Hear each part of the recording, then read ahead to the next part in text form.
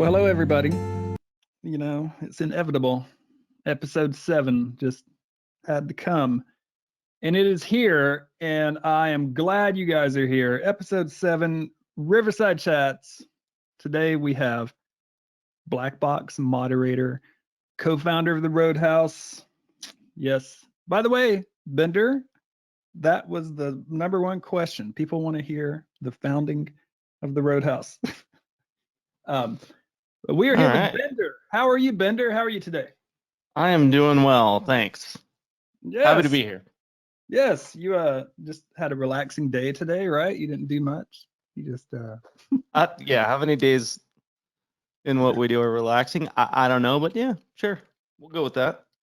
you know, I saw on the Roadhouse, Hells made the comment in the chat that today is like the craziest day. Like just outrageous day. Would you kind of share that? Was you share that opinion about today? Did you find it kind of nutty, or what are your thoughts on today? Yeah, I mean a little bit, but I think that days going into, so we have, a few things that were hanging out there, this quarterly expiration, tomorrow, some of the kind of positioning that we've seen, this nice rally that 2 days, and it's like pull back and then rally hard in the afternoon. It to me, it was like there's a few things that were kind of leading up to what we saw today, and honestly, I would say that today played out closer to the expectation that I had for the day.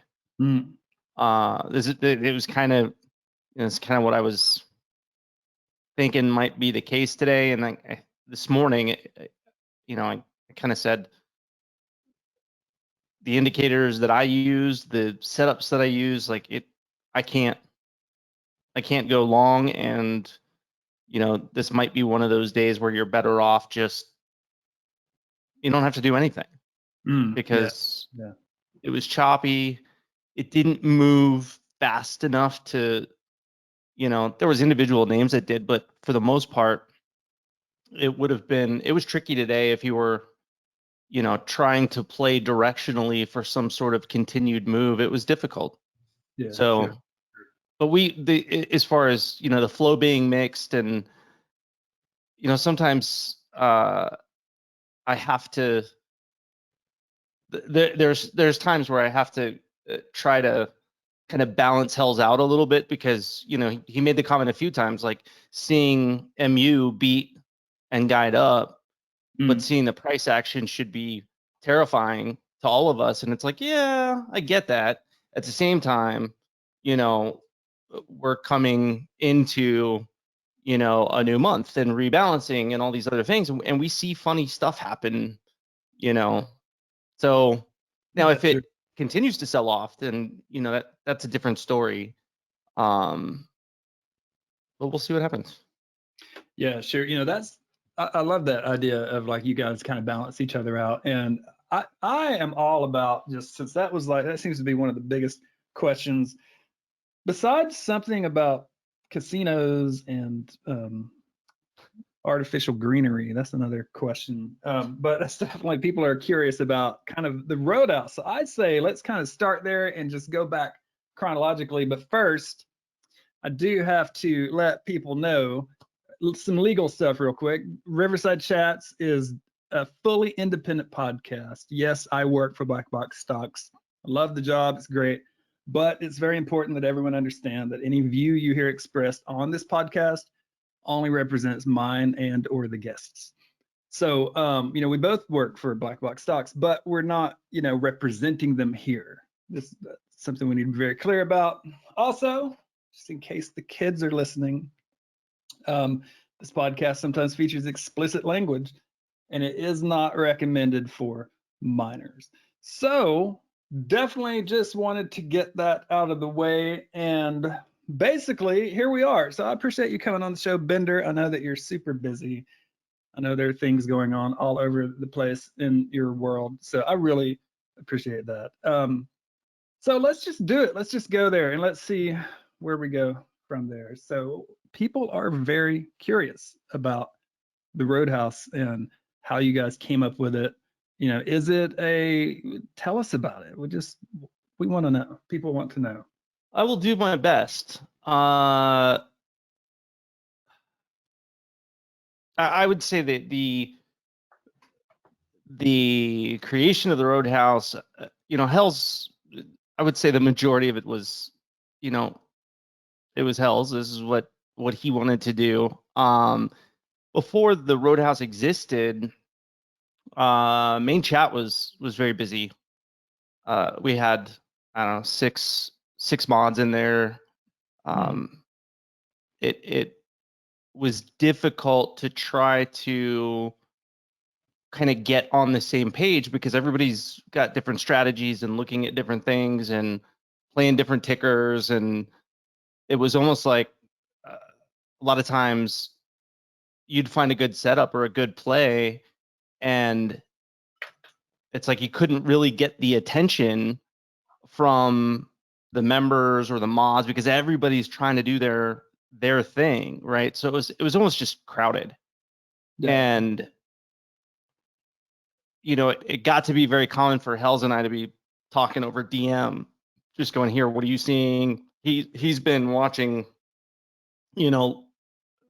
Spy and level 2 on UVXY forever, so he's got a really good read on it. I usually have a pretty good read on what's going on with Spy and ES, and so that's how Hells and I just really started to communicate and have a very regular dialogue.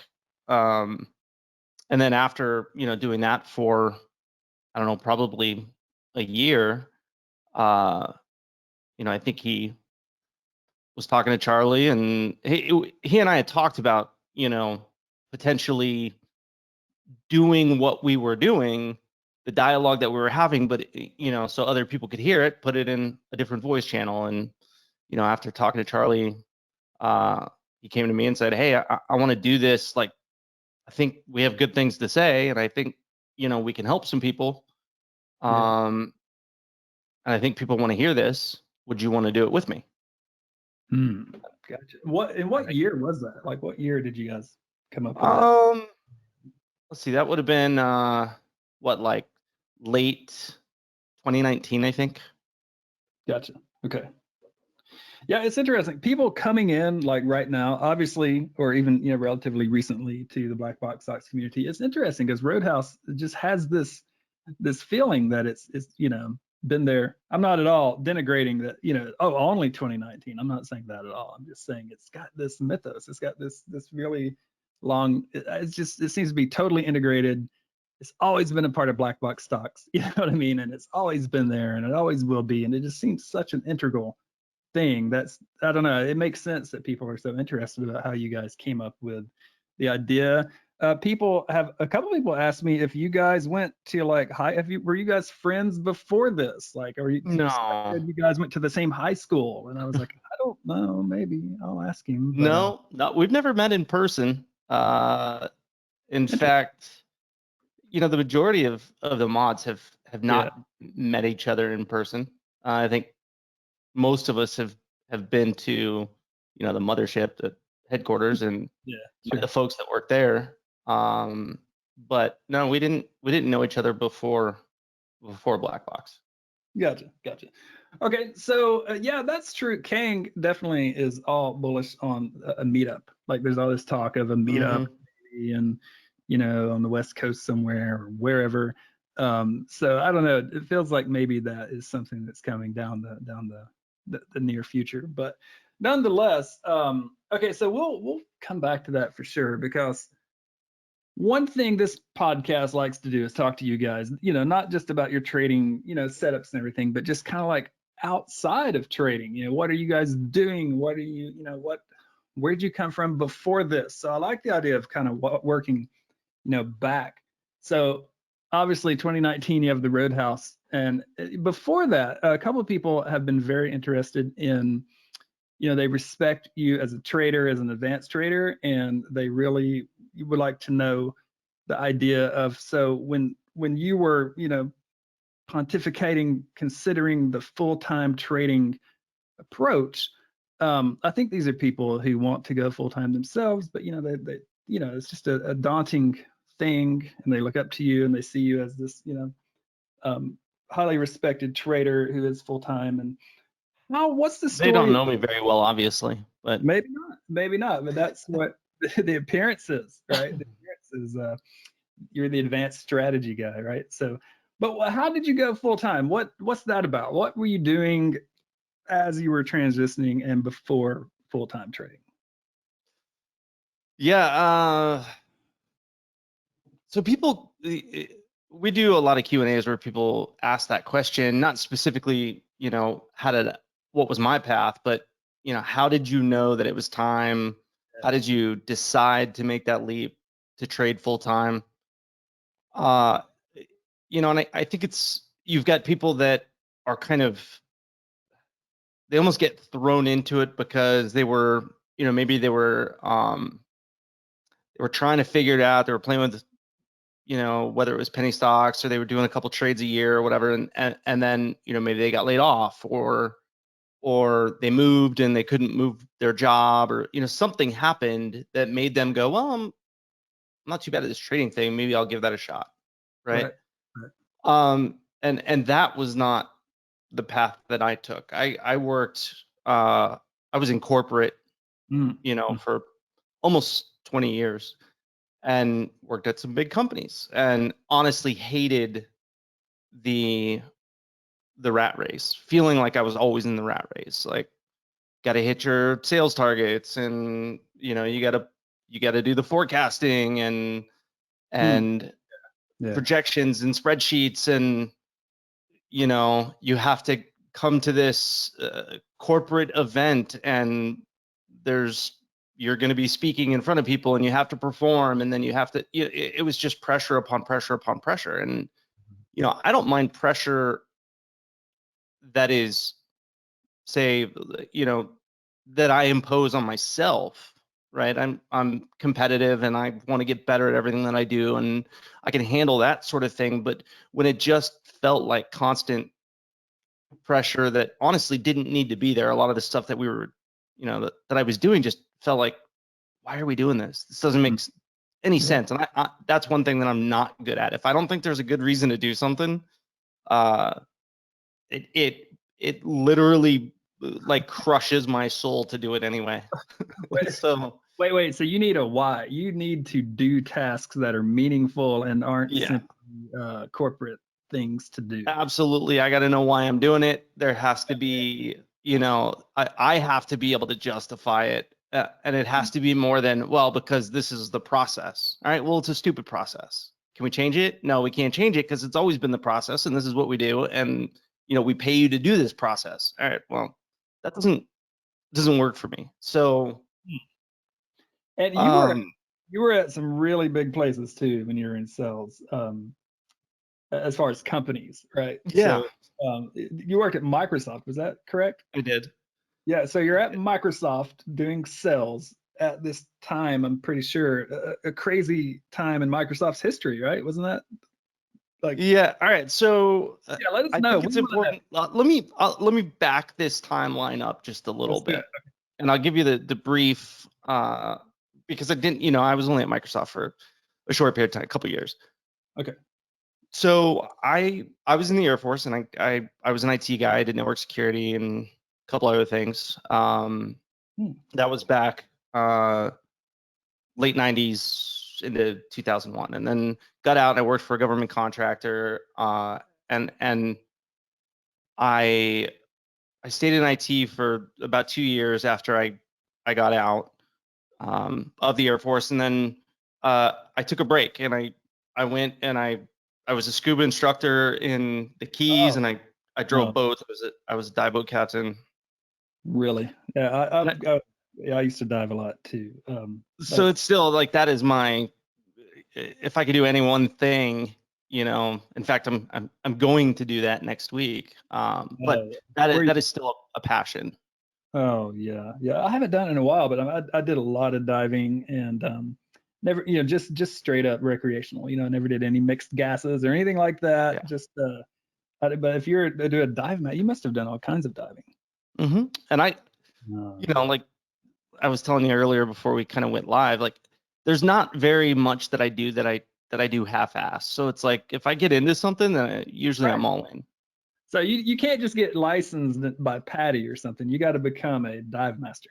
You've got to Well, be. it's all through Patty, right? You start with, and obviously there's other certification. It could be NAUI or Yeah, sure. SSI or one of those. But yeah, I did Patty.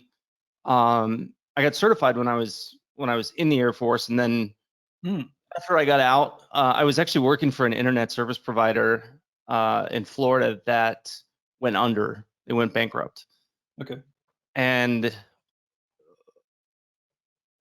it was like at that time they went bankrupt. I had this like the CEO of the company was this super stressed out dude that was honestly pretty hard to work for, and I was literally, if you imagine the support people at America Online, like that's what I was dealing with. I was supposed to be the network security guy, and I was handling provisioning and security on big internet circuits, but it was all hands on deck a lot of the time. And I was also the guy picking up the phone, talking to your grandmother who can't figure out, Oh how to yeah. Well, plug the line into the back of her computer. Like that's what I was yeah. dealing with. Yeah. What's a And mode? Yeah. Right. yeah, what's the modem? What is that, right?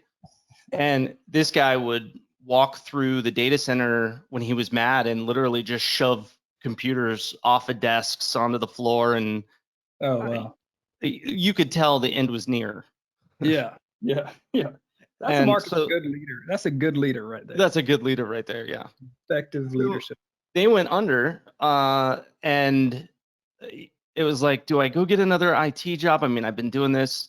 It was pretty much 6 years straight. Or do I take a break? And I had the GI Bill, right? Which I really didn't have any plans on going to college. I did some online college, but I never like went to school, and I didn't have a plan to do that. So, like, what could I use this 40 grand for?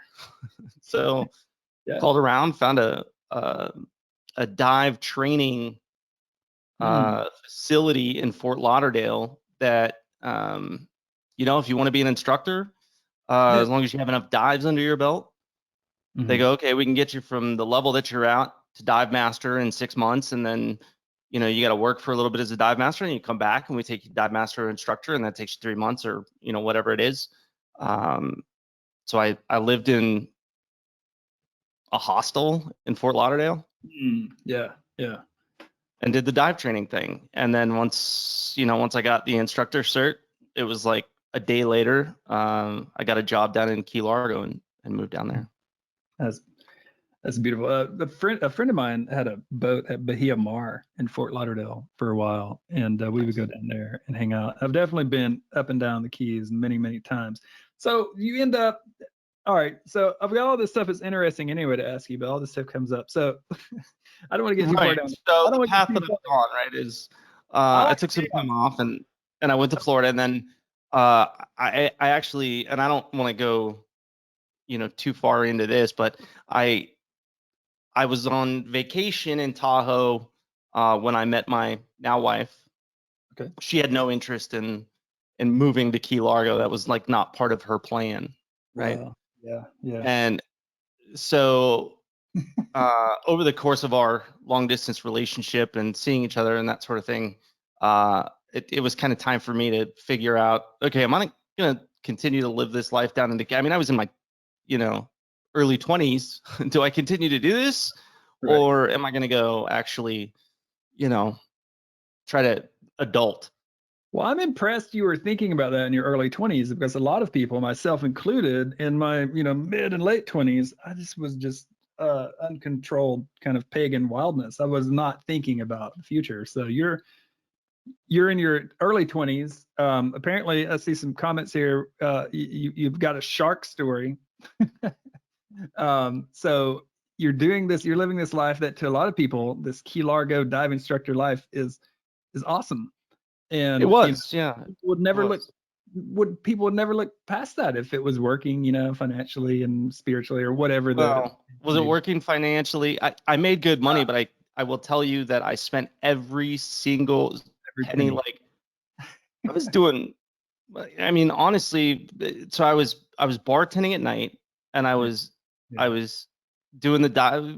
It was guiding dives, showing people around the reef more than it was actually teaching people how to dive. There was quite a bit of that. But, you know, the majority of the job was, you know, we did guided dives, and it's like I take them out, I do the navigation, I point things out to them. I might pull an eel out of a hole, show them an eel, let them pet a shark, that sort of thing. And the tips were good, and the pay wasn't bad. But between that and bartending, I was probably making 100,000. I literally had nothing to show for it. I had a piece of shit car that I rarely drove. I pretty much took a taxi everywhere. But I literally spent every penny, almost nightly. Like, I'd go to the bar with $400 or $500 in tips in my pocket and literally just give it to the next bartender. And that was kind of our thing. It was like, oh, I leave 300 today, and you come back with 350. Like, yeah, a healthy lifestyle.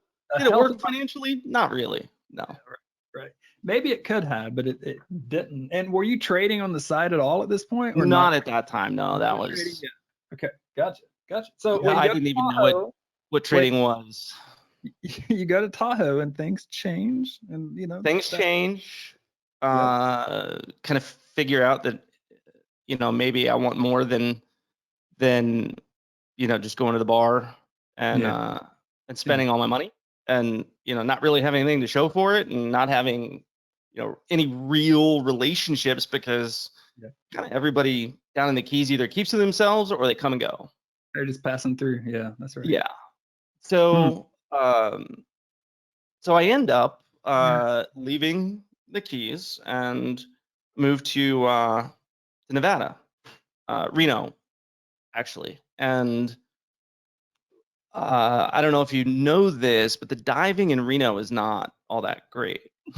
It's like a couple lakes. One of them's really cold. Yeah. And I actually taught classes in Tahoe. And maybe a story for later. One of those classes I taught was in January. I do not recommend that. What I was about to say, is this like a hot spring something, or Lake Tahoe? Lake Tahoe, yeah. That sounds in terrible. January. It sounds amazing. It sounds amazing an outfit would even offer classes. No, people they want to get certified before they go on vacation, and I felt bad for these people because I was in a dry suit and they're all in wetsuits, and I'm like, I wouldn't do it. I will tell you, I may just have a low pain tolerance, but once you get through that second thermocline, I've never believed a dry suit does much. I don't know. It's just me. I know I'm probably a wimp. I've never been in really cold water, but like I can't deal with it. So below 60, I'm not a fan. I'm not a fan, and I'm not a fan of diving in a dry suit. It's a lot of work. It's a lot of work, and it's a lot of work.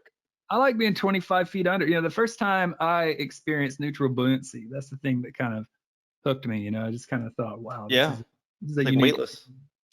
And it's weightlessness, and that was the thing that did it for me, for sure.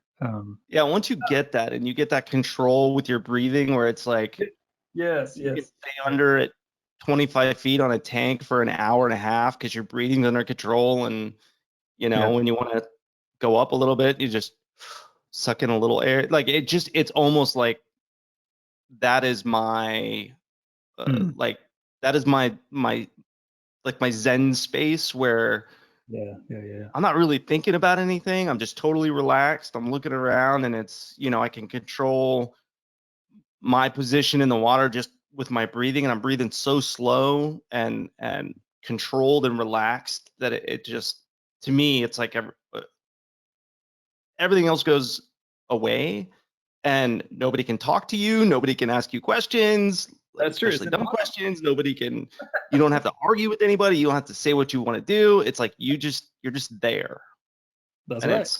You can be around 8 other people, and they're just there, right? And it's a little different when you're a guide, because you got to watch people and make sure they don't try to drown themselves or try to hug a turtle or something stupid. But same thing.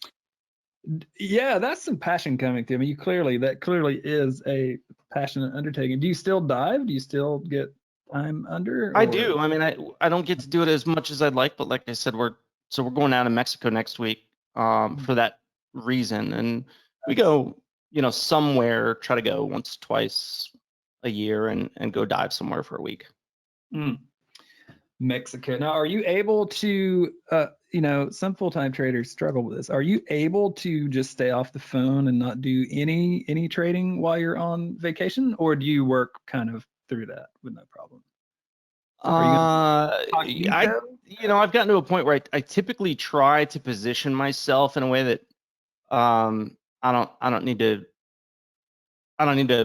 worry about it. I mean, I'll still look, and if we're just sitting by the pool and she's taking a nap or something, I'll jump on my phone and I'm not placing trades though. If anything, maybe I'm adjusting a stop, or maybe if I see something pop that I wasn't expecting, I might dump out of it, but I'm not buying stuff.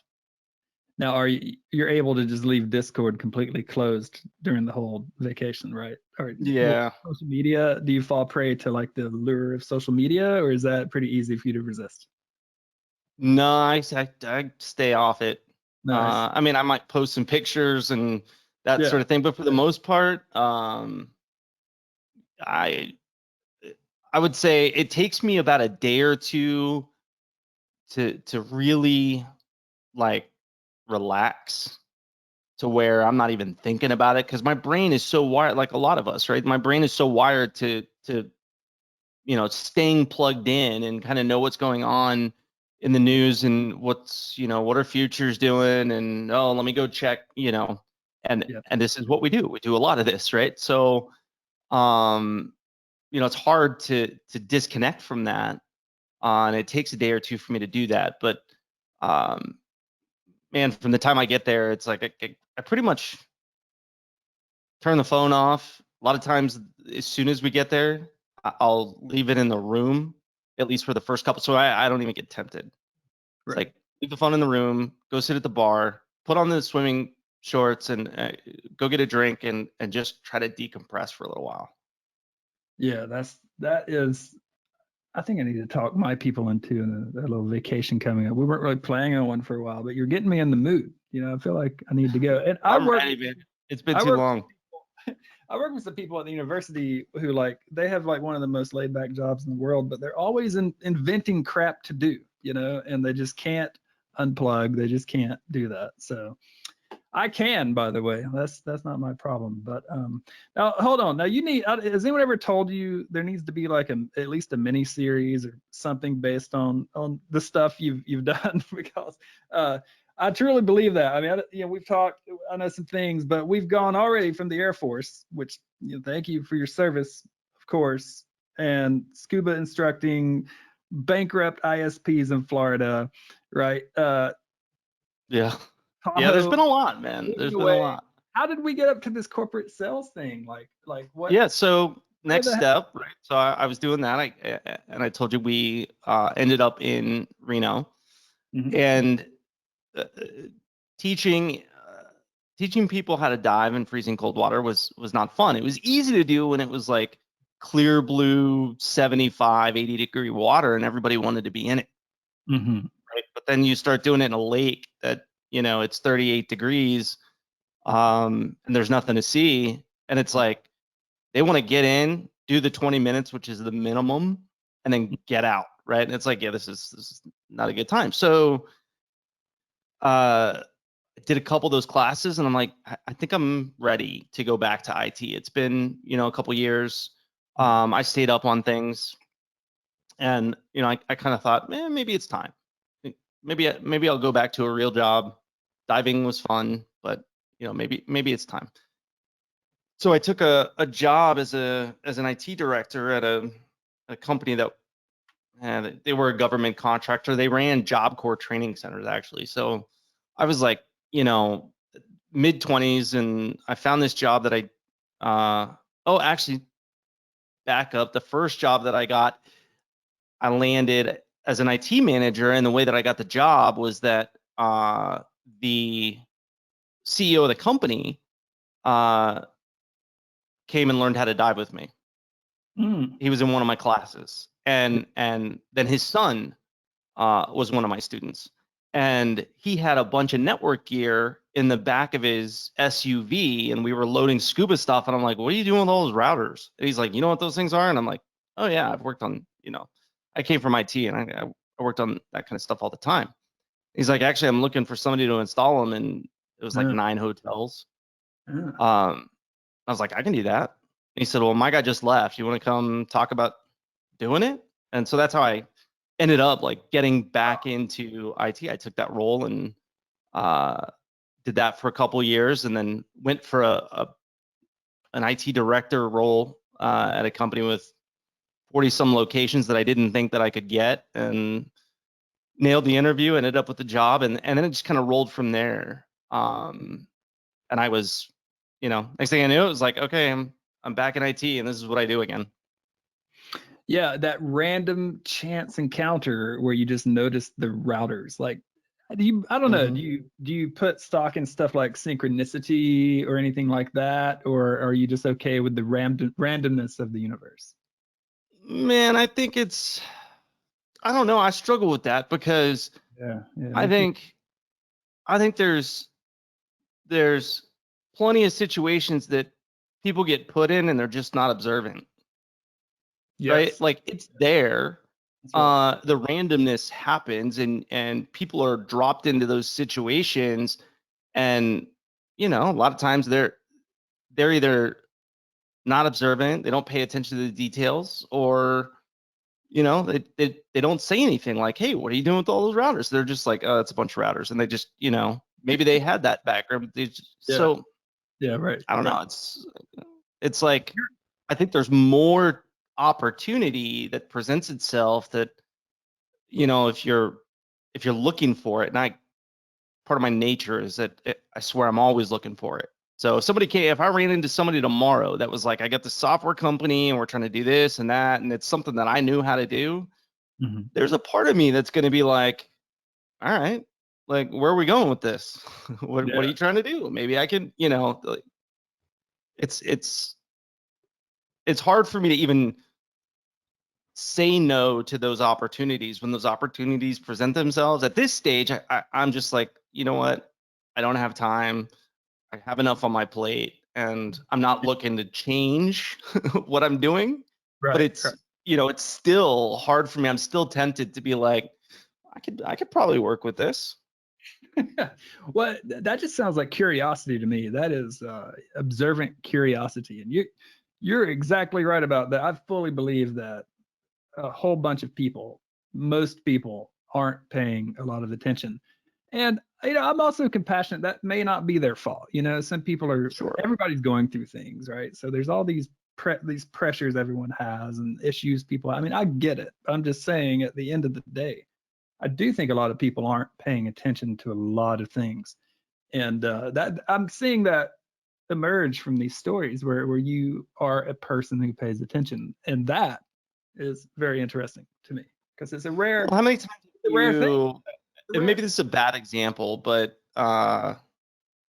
it's a fun one. Like, how many times have you, uh, maybe before, and I don't know what your marital status is or relationship status or whatever, but I'm married. how many times have you been, somewhere, and you know maybe it was a pretty girl that you ran into that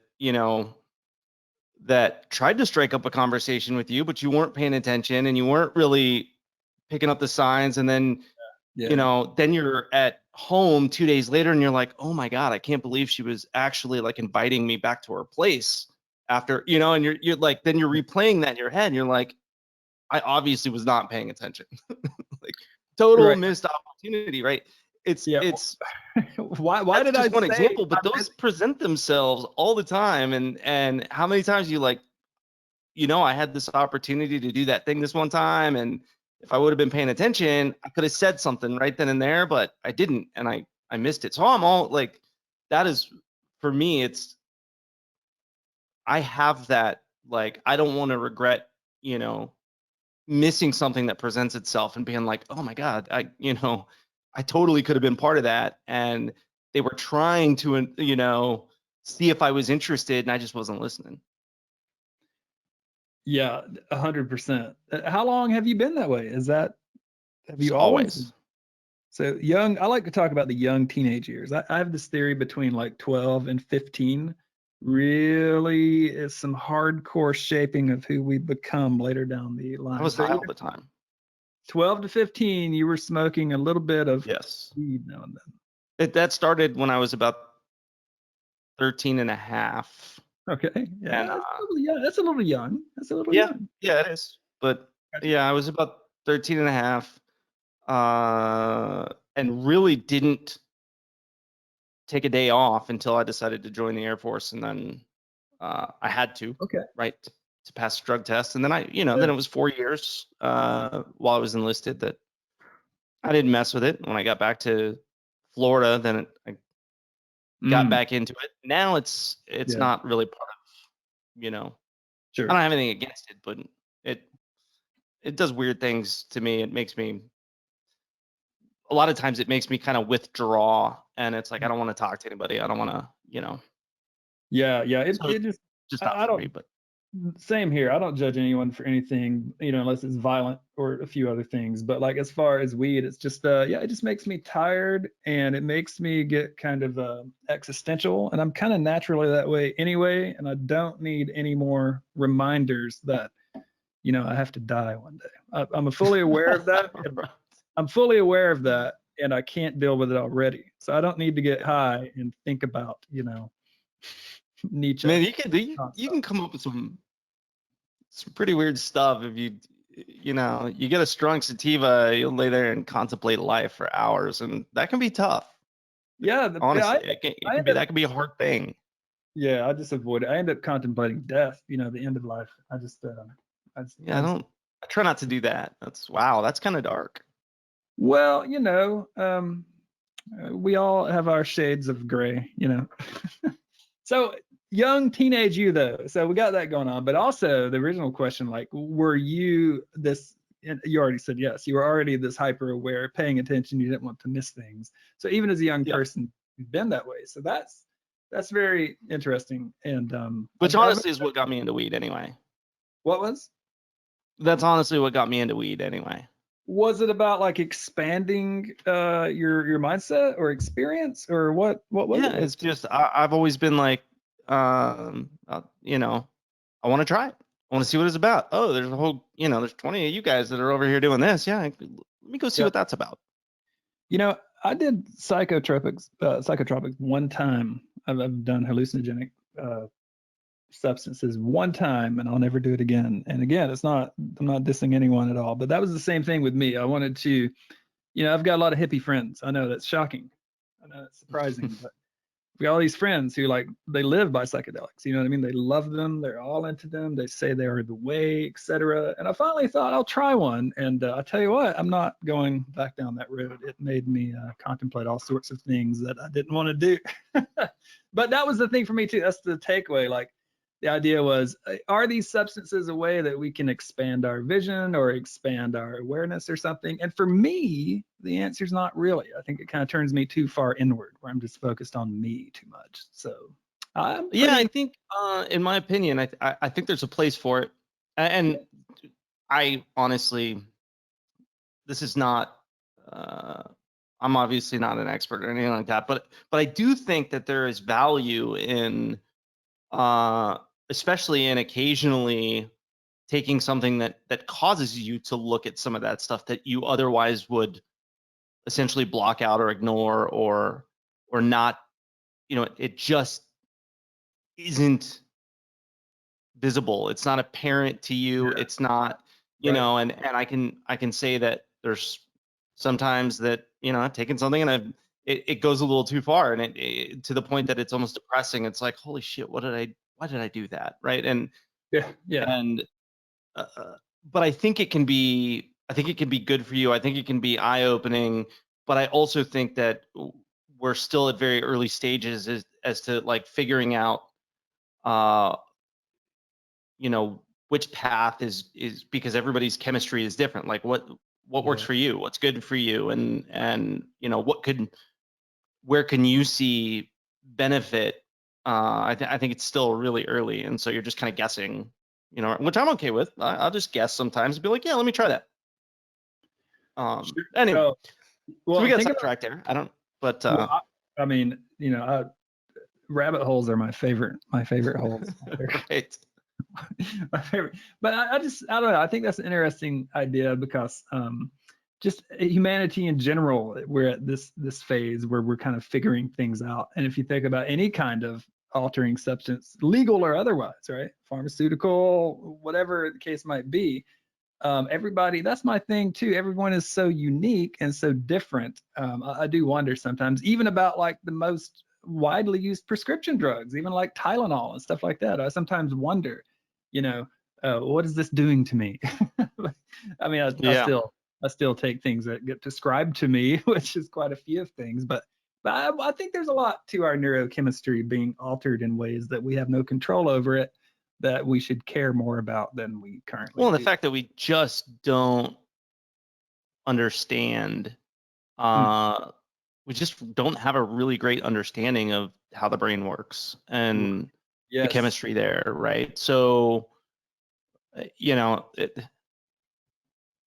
it's the same idea that you can be, you could have ADHD, you could be bipolar, you could have one of about 18 different, you know, diagnoses, hmm, and they will loop them all under ADHD. Maybe it's just some form of depression, right? But they right.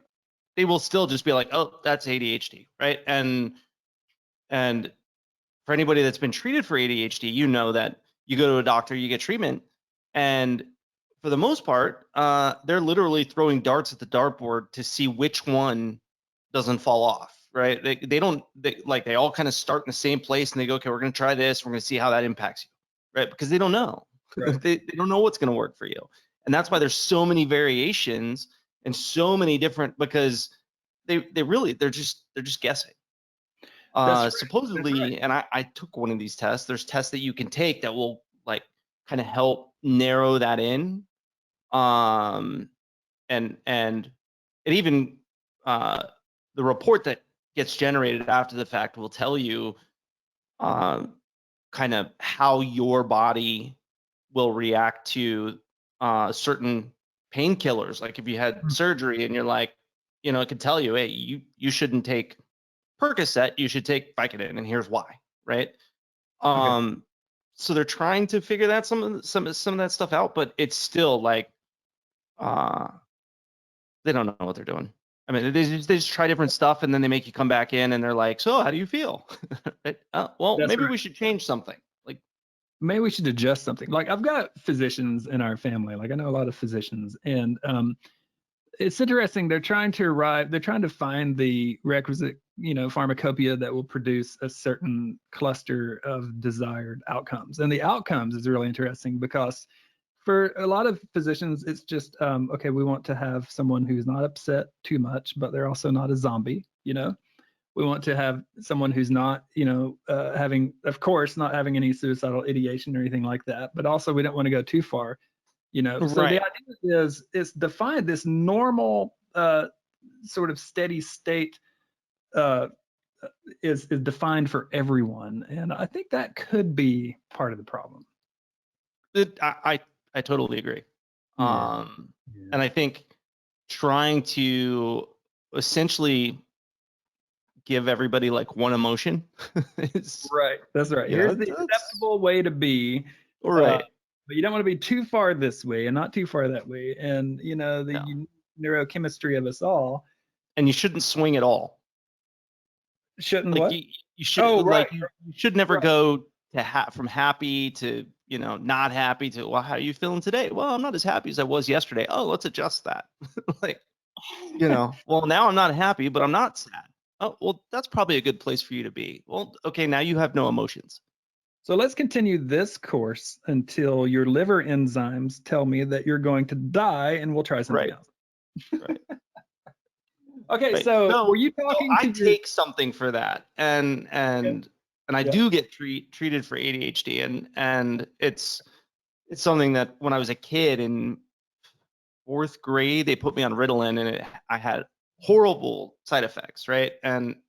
And I think this this next couple minutes I think is worth saying, Yes. because they took me off Ritalin in elementary school, and I made it through middle school. I wouldn't say it was a great experience. And high school was a shit show for me. Okay. Because I really didn't. I wasn't focused on school. I always passed, right? I never did homework or anything. I was able to like, I can retain information really well, so I was able to, let me read this real quick and go take the test, whatever, and pass, Yeah. and I'll pass it. I never was able to like apply myself. I couldn't. I always wanted to do the things that I wanted to do, and I wasn't going to do anything else. Yeah. Yeah. And honestly, mindless work, like if it was easy, there's no way I could do it. That felt like absolute hell. There's that theme again, having a Yeah. reason to do something. If it's easy, there's no reason to do it. Taking notes here on Bender.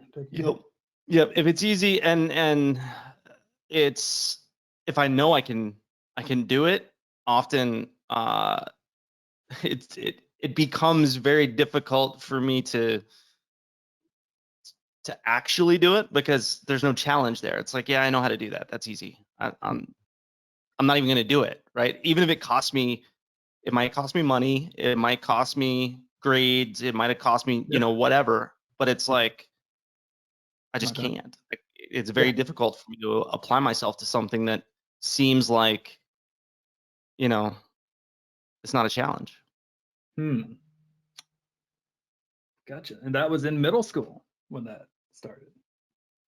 Yeah, middle school, and even grade school, right? When they started trying to medicate me, but then fast forward, and I didn't take anything in middle school or high school. Didn't take anything while I was in the Air Force. I just kind of, I don't know. I just kind of pushed it to the side, and I didn't worry about it anymore. And there were some circumstances that led me to joining the military. It was not completely optional. Okay. I was in a little bit of trouble. I didn't do anything real bad, but I was getting in trouble. And so one of your choices, I think part of that was, what's that? I said, so one of your choices was to go to the military. That was one of my choices. Yes. Right. That's correct. So and I'm glad that I made that choice. And honestly, I consider myself, not to be dumb enough to go, yeah, I'm not going to go deal with that for 4 years. I'm going to go take this other path that is not going to get me anywhere. So the other one wasn't really an option. Gotcha. So, all right. So if I fast forward a little bit and I say, okay, I didn't take anything for years. And then when my son was struggling in school, I'm like, he acts just like I did. Right. And I remember how much I struggled and how tough it was to do that stuff, like to do that classwork and to actually focus and get the simple shit done. Like, you know how to do this. Just fill out the answers on the homework and then actually turn it in.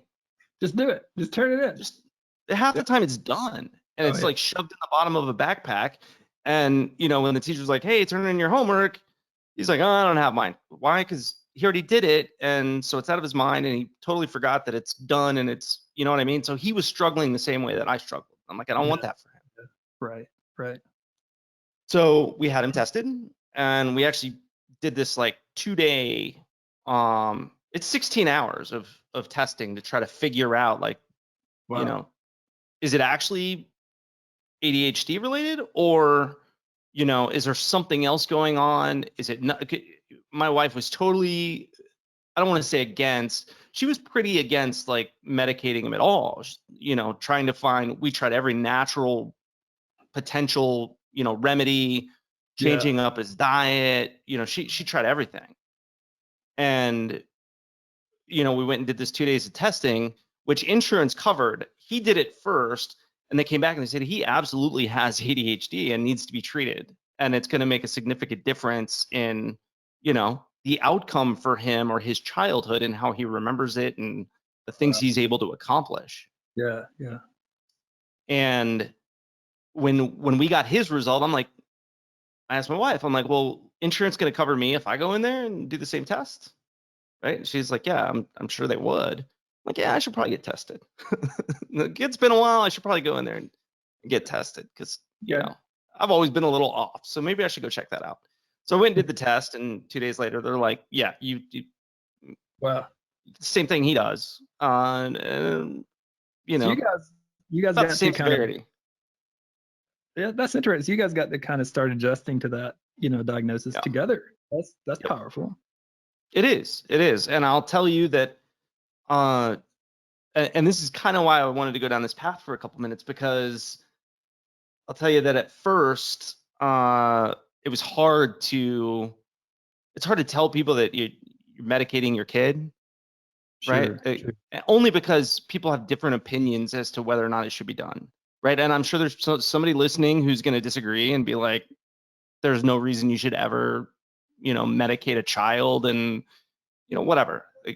I get it, but you don't know ADHD and its impact and that sort of thing. And I will every tell kid you is, that this kid is a different kid, in a very good, positive way.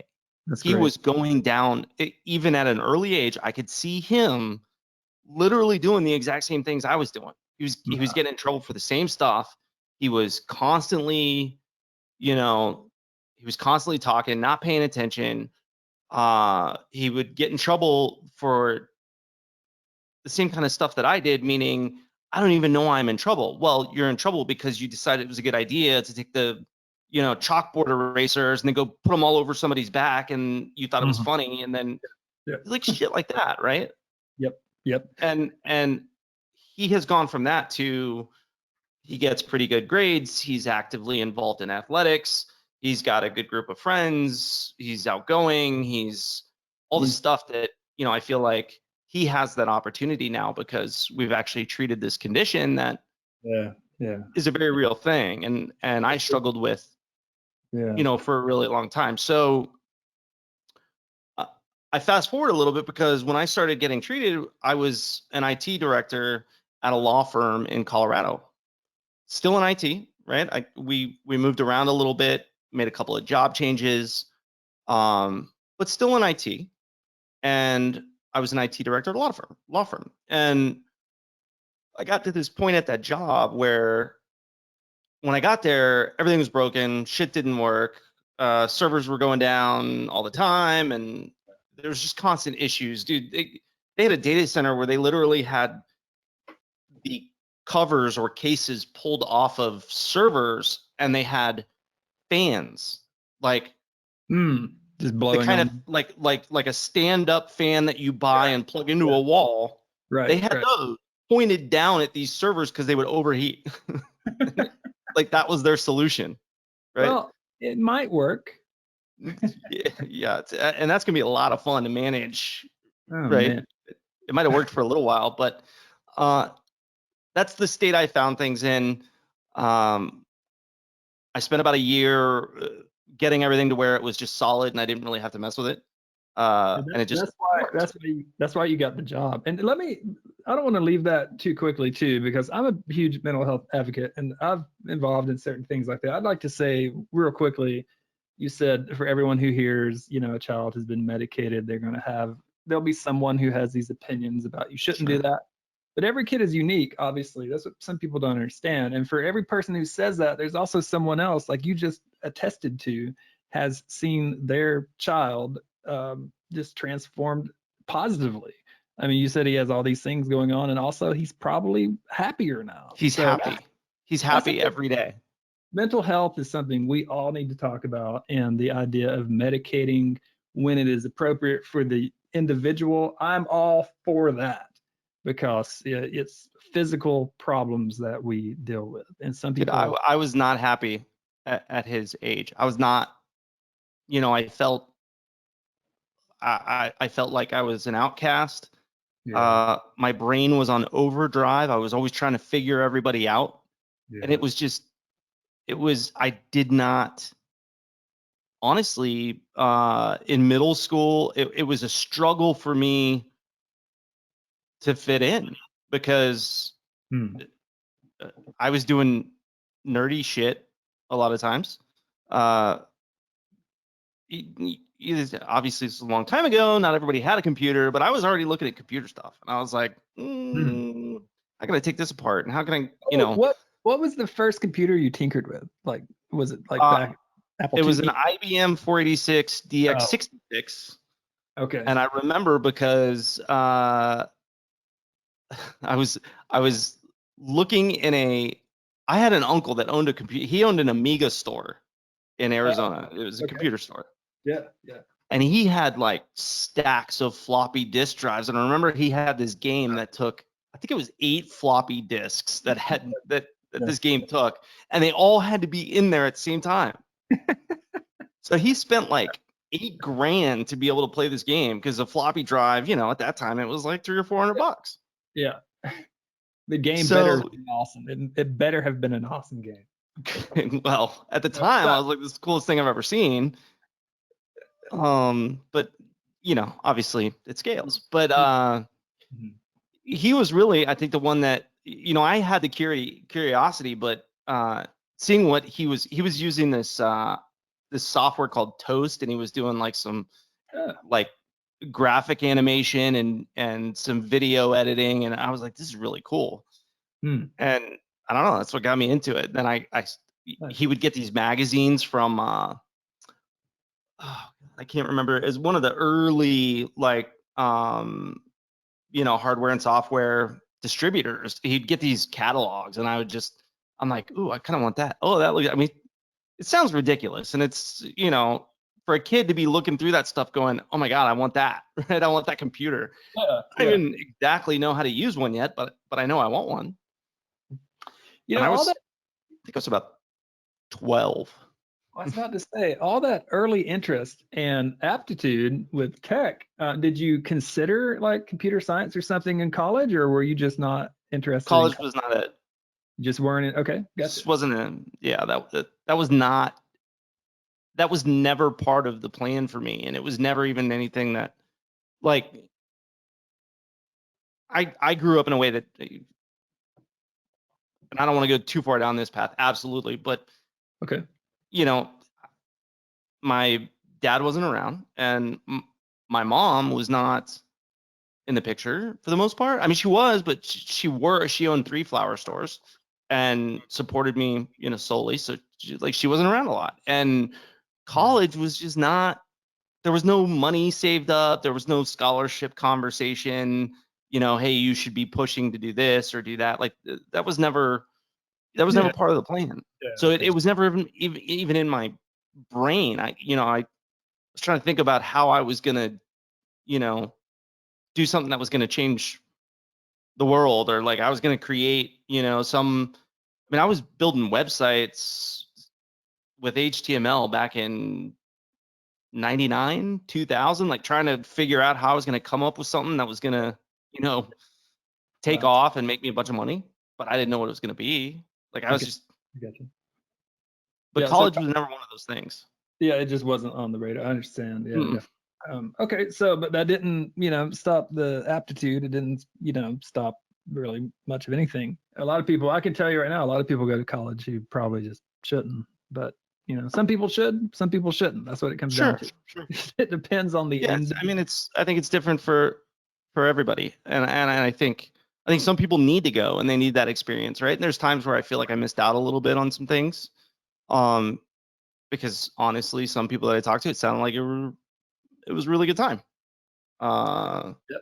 I don't Yeah. know if that would have been my experience, but like everybody has their path, and it was not part of my path.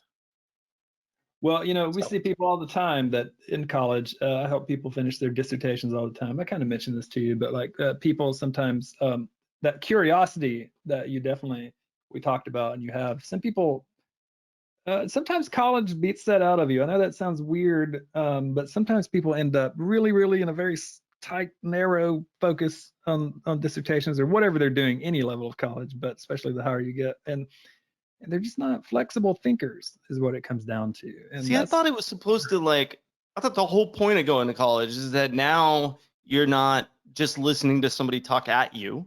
You like now you're supposed to think and engage in conversation and provide your own thoughts and opinions. I thought that was the whole point of it. that is the point. And sometimes people, don't get there. And it all depends. I don't want to boil it down too simply, but it does depend on the college. It depends on the professor. It depends on what's going on. But sometimes it is about fostering independent thought based on things. I teach liberal arts, so that's pretty much all it is. But sometimes it's not. Sometimes people just want to stand up on their pedestal and have students worship them because they are this or that. That's a real problem in academia. It's a real problem with tenure. And it's nothing that, we're going to solve, but it should be a place of inquiry and intellectual exploration. And unfortunately, sometimes it is not that. So I think, unfortunately, there's not a lot of environments for that, right? Like if college is supposed to be that, and it really isn't a lot of time. Sometimes. I can't think of an environment really that does support that, right? Yeah. And maybe that's why I liked IT so much, is because so few people actually understand it that they have no choice but to just kind of let you figure it out and sort of create and find solutions. And you're finding solutions that, it's not like you're working at, it's not like you're working at some place where everything's already been defined. Right. Like this problem happens, this is what you do to fix it. Like, in IT, it's not that way, right? There's so many problems that occur that come up that you have to be able to go troubleshoot, that the people that you report to, that you're explaining what the problem was, what happened, and what it's going to take to fix it, they have no clue what you're talking about. Right. So it does give you some of that freedom to be able to go, I'm just going to go learn this. Like, and that's honestly what made me really good at my job, is something new would come out and I'm like, I need to go see how that could help us. Like, I'm curious. I want to install it. I want to set it up. I want to test it out and see if, there's a business use case. Oh my, okay. So here's what I'm hearing. Okay. This is my opinion. A lot of people have this opinion, but this is just an opinion. I think some of the most flexible learning and flexible thinking comes when you take a pre-existing knowledge base and you approach a problem and you have to apply that knowledge base to solve a problem. That's where I think the crux of human learning lies. And to me, the way you're talking about IT and these technologist things, would you say how much of that job is problem solving? Well, I mean, that's all of it, right? You're either solving a problem that's already apparent, or you're solving a problem that hasn't been exposed yet, right? But if you're good at that job, if you're in IT and you're in IT for the right reasons and you're good at that job, you're literally creating problems that nobody even knew existed yet, so that you can solve them, so that you can show them that they can do things that they didn't know they could do. Is it lonely kind of when no one really understands what you're telling them and the board? It's a thankless job. Yeah, right. It's a thankless job. You'll occasionally you get somebody that's like, holy shit, everything's been working great and, thank you. But for the most part, they expect it to work. Yeah. So when it doesn't work, you hear about it. When it does work, it's like you're the paper towel, you're the janitor, and there's toilet paper on the roll. Come change the toilet paper roll, Bender. We need to use the bathroom. I actually, when I was at the lawyers, I'll tell you, not people you want to have to work for if you're not a lawyer. Okay. If you're not billing and you're not bringing in money, you don't want to work there, because you're on the same level as the guy that MCs the trash can. Like you're not a billable resource. You're not a lawyer. So you might as well be, any other job that is not a lawyer that is not as good as I mean, it is that bad. I mean, they like. Excuse me, are you a lawyer? No, please stop talking. talking. Can you get me some batteries? Well, look, I'm the IT director. I got, people that work for me here. Oh, that's Yeah. cute. How about those batteries? That's cute. Yeah. Didn't they at least understand that you were the one who was going to fix their mainframe cooled by janky fans, and without these things, they couldn't do their things? Did they not understand that? Some of the younger attorneys did, but Yeah. most of the ones that had been there for any period of time, they're like, I'll go back to paper. I don't care. I had a guy that literally didn't turn his computer on, and he would write sticky notes and put them on his monitor. Like Oh, so he didn't even know how to turn the computer on. the monitor was just a sticky note. It was just a bulletin board. It was a pinup board. Yeah. Okay. Okay. I had another guy that that his computer once a week, literally I'd have to go restore it Yeah. because he would get a virus from surfing porn. I was about to say, I was about to ask that. I was about to ask, how many times did people get destroyed? He had no shame He didn't care. in what he was doing and what was causing the problem. Like he didn't even try to deny it. He's like, well, how can you make it so that I can surf it and look at it and it doesn't break my computer? I was just like, okay, maybe just don't do it here. And he's like, well, I'm here all the time, so and it's like, oh man, yeah. That and he would say this like in front of the people, you've got the board. He'd say it in front of the board, and I mean, this is a guy that bills, $800 to $1,000 an hour, and he's, he's billing 10, 12 hours a day, do whatever the hell he wants. he needs a couple hours for porn, Yeah. They're not going to tell him no. So, another thing? Yeah, go ahead. I'm sorry. Go ahead. Well, because I was gonna kind of keep pushing the story forward a little bit, unless you had something you wanted to add to that. No, I have an observation, but we'll get to that for sure.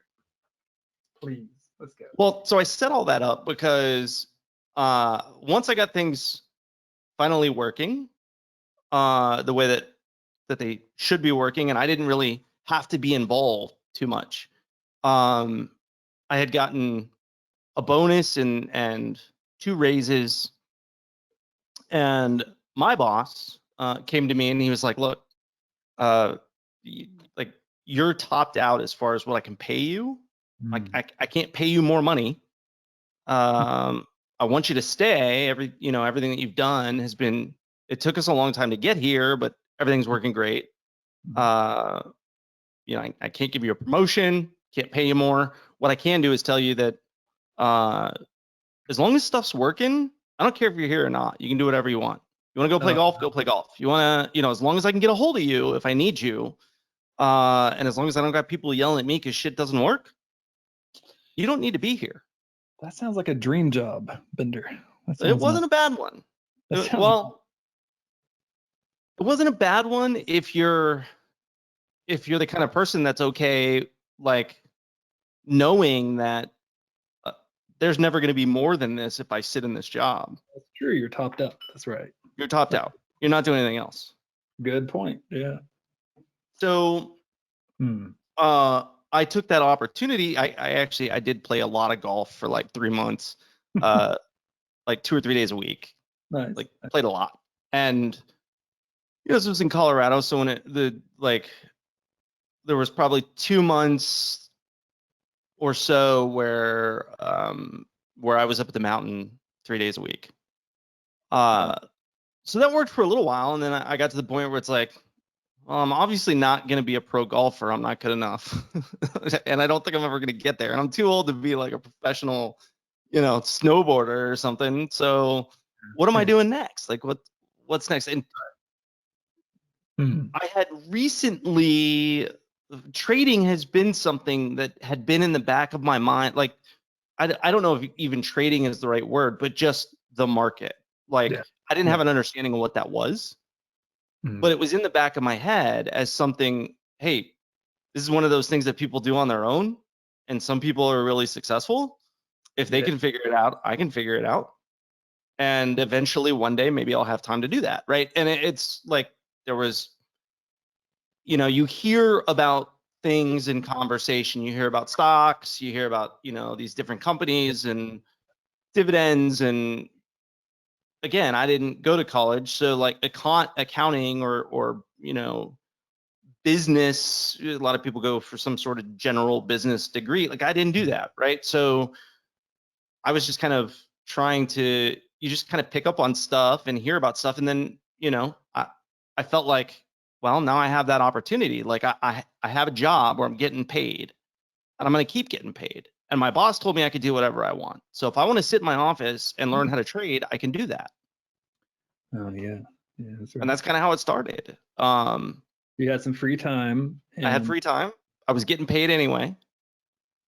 you started learning about it. Like that, my observation was when you're telling these stories when you're a technologist, and you clearly still frankly seem passionate about it. Like you don't sound like someone who hated your job. So I'm really interested in how trading comes into view. And of course that's right where you went. Like you didn't hate your job, but trading came into your life.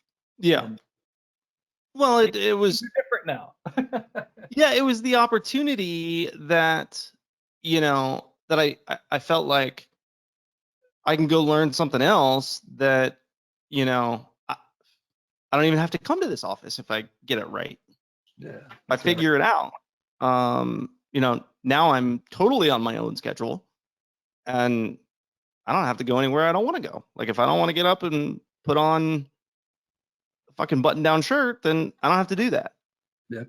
Yep. And honestly, everything that I've done to try to get, I guess, to a comfortable place financially, like my motivation was never to have some, big extravagant lifestyle. My motivation has always been, I want to be comfortable enough that if I don't want to do something, I can just be like, I don't want to do that.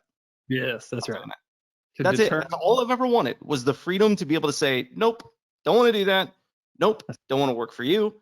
Nope, I'm not going to listen to that. I'm going to do what I want on my own schedule. That's all I've ever wanted. That's right. Yeah, I mentioned some of my physician friends. I've got friends who have, kids who are, I don't know, 8, 10 years old, something like that. And, a couple of surgeons I know, they're going to work before the kid gets up and they're coming home after the kid's in bed. They see them on the weekends and they live in the same house. And I'm not judging anyone who does that, but that's a choice people make, right? Yep. Maybe a passion for a career, maybe just maximum money you can make as a surgeon. Yeah, you're chasing something. That's right. They've made some choices, and I know for a fact they're both having trouble with that. It's a hard thing for them to deal with. And I chased that, and you're going to hear a little more about that, like chasing that title or trying to work up the ladder. I did that. I tried that, right? So I'm at the law firm, and this is the time when my son got diagnosed with ADHD. I went and took the test, and turns out I had it as well, right? So I start taking medication for it. I go see a doctor, and we do a couple of sit down and talk to me for an hour, and we're gonna do a couple additional tests. He eventually ended up prescribing me something, and it was like, for me, it was like it just unlocked my ability to retain and take in information. Wow. Like I could actually read something and know what I was reading, instead of reading something and 5 minutes later I have to go reread the paragraph because I was thinking about something else. Yeah, right. It gave me the ability to, like, now I can actually focus. I can sit down. I can focus on the information that I'm trying to take in, and I can learn it and I can retain. And that made a huge impact in what I was doing day to day while I was trying to learn how to trade. I was trying to evaluate, should I be focused on trading? Should I be focused on the IT career? And I was kind of juggling that, right? I was in a good position in that I was still getting that paycheck. But it also had this other effect, which was I don't want to say happy, but I was complacent. Yeah.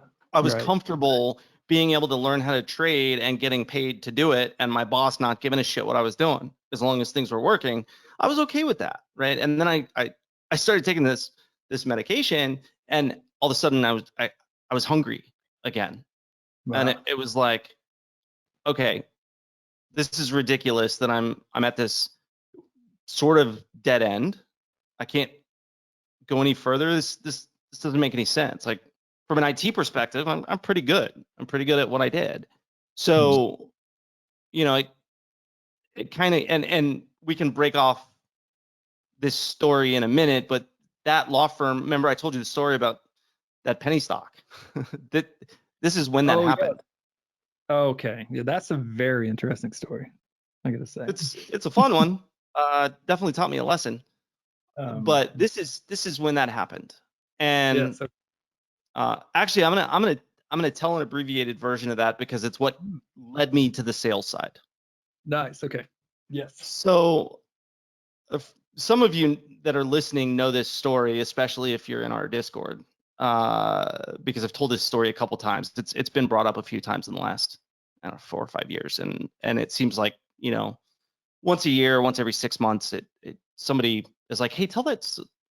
What was that story about that penny stock? Well, the penny stock story. Yeah. Yeah. So Yes. when I made the decision to try to learn how to trade, of course, I went out and started looking online. What are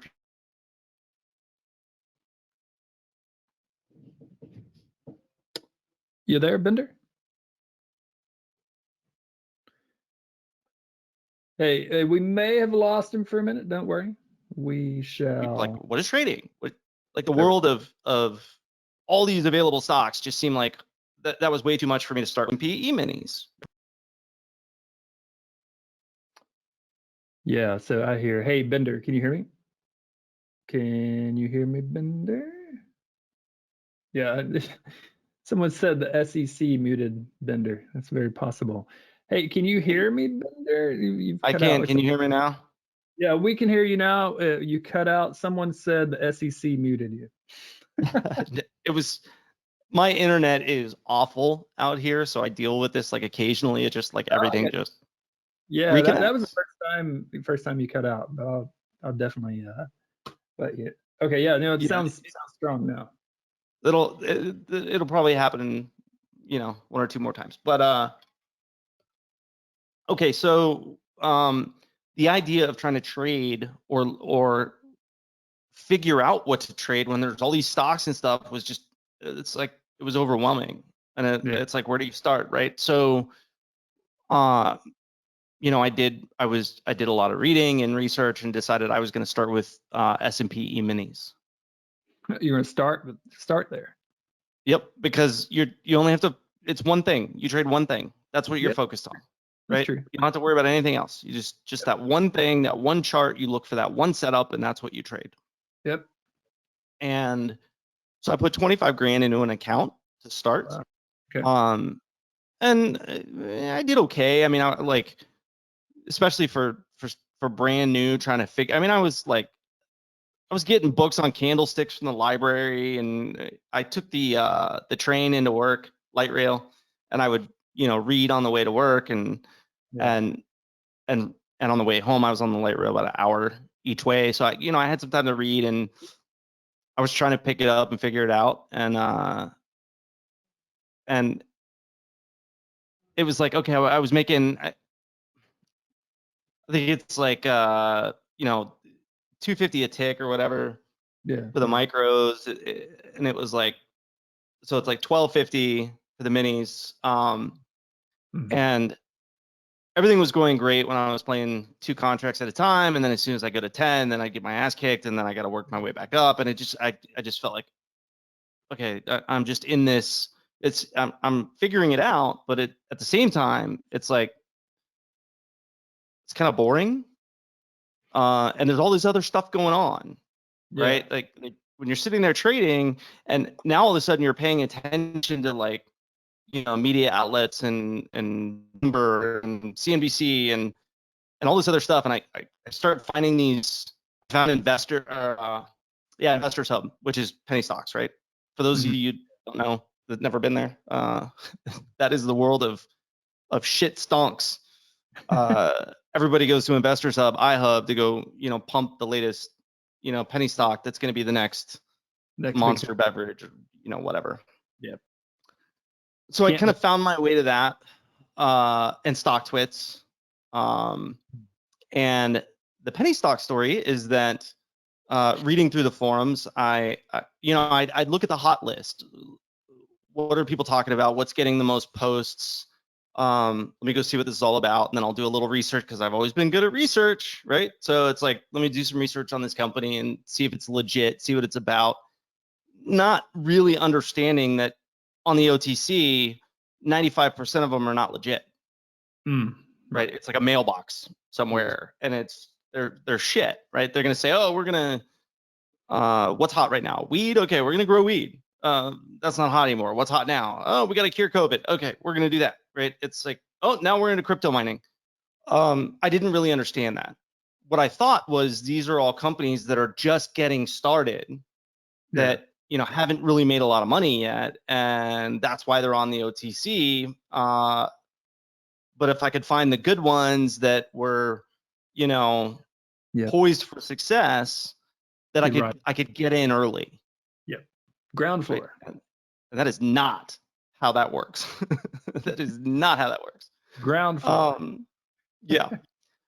So there were a couple trades that I made early on in a few different, penny stocks that worked out really well. Like, I put $1,000 in one, and next thing I know, I got 2,200. And then I put, 1,500 in one, and next thing I know, I got $8,000. And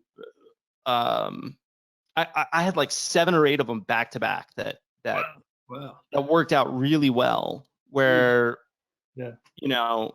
the account that I set up, that I started trading penny stocks out of, went from like 2,500. I was very quickly like at 16 or 18,000. Yeah. Wow. And I thought, damn, this is easy. I'm pretty good at the research thing. Like you figured it out. Yeah. Mm-hmm. And I actually remember I think it was when I hit 20,000. I came home and I told my wife about it, and I was like, remember that account that I started? Like, it just hit 20 grand. Like, we should celebrate, because I got this, right? My God, was I so wrong? But yeah, I remember celebrating that night, and we had a glass of wine, and we were talking about how, holy shit, if I could do this in 3 months, what could I do in 12 months, right? And if you did that again, just do 5x. Yeah. Right. Exactly. Right. So, the penny stock story that I tell, that I think is heartbreaking in some ways, but it is what it is, and it taught me a good lesson, is that I found this company that that I did a lot of research on. These people were having conference calls. Like, there'd be 30 people on the conference call, and the one that set up the calls claims to have, he knows the CEO, he travels to the facility to see the progress. It was all bullshit, right? But he's literally hosting conference calls, and I don't know who this guy is, but it sure sounded like it was a good story. They had a really good story. Sounded and perfect.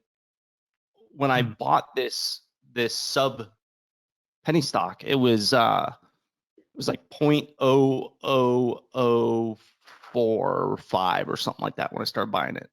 Oh my gosh. Yeah. I put I want to say I put about I think I started with about $5,000 at that price, right? That gets you a lot of shares. That's a that's a lot. That's a lot of money too. I mean, that's a lot of money for sub pennies. It is. But the things that they were saying were going to happen started to happen over the course of a couple months. It's like, oh well, this is happening, and they got this endorsement, and I'm actually going to say who this company is. It's called Motobox, and the ticker was, they actually had there was, I think it was AEGY was the original ticker, if I remember right. That might have been a different one, but I think it was AEGY, and that was like a shell, and then they did a reverse merger, and became Motovox MTVX. And they had this thing called the smart carb that essentially, if you 2018, they didn't really have self-adjusting carburetors like in dirt bikes, right? If you change altitudes, you were riding at a different altitude, you rejet the carb in order to get the performance out of it you wanted to get, right? And they were the ones that created this, and their carb is still used all over the place, this smart carb. The big manufacturers still use it. Okay. Well, they were coming up with mini bikes, and they presented at the Space Symposium, and NASA was interested in their technology because they had a process to have an actual combustion engine that literally put out 0 emissions. It could all be tracked, sort of. Like there was all this stuff that I didn't necessarily understand, but what the information they were putting out there, and I was able to somewhat verify, by research, is that the CEO of this company was a pastor at a church, and that the company was based in Kansas City, and that Kansas City gave them an incentive to set up operations there that equated to a significant tax benefit, right? And all that I was able to verify, right? I found out who this guy was, and that he was indeed involved in the church. I found all these old posts about it, and I found the documentation that shows that that when they set up the company, that it was part of this Kansas City's growth incentive plan or whatever, and that they were indeed going to get these tax benefits. So I felt good about it, and I kept adding to it a little bit at a time. $1,000, kept adding to it. I'd win on another one, and I'd put it in this one, right? Building a position you were. Yes, and they actually got Travis Pastrana to essentially shill their mini bikes. Like, he had one of them. He went and jumped it off, I may have seen that. I remember when he was doing the Nitro Circus, and he had like this brand of mini bikes, and they were like using them in the Nitro. Is it possible that's the same place? That's probably the same one. It might have been around 2019 or so, if I'm remembering correctly. But that does ring a bell. I remember that. Yeah.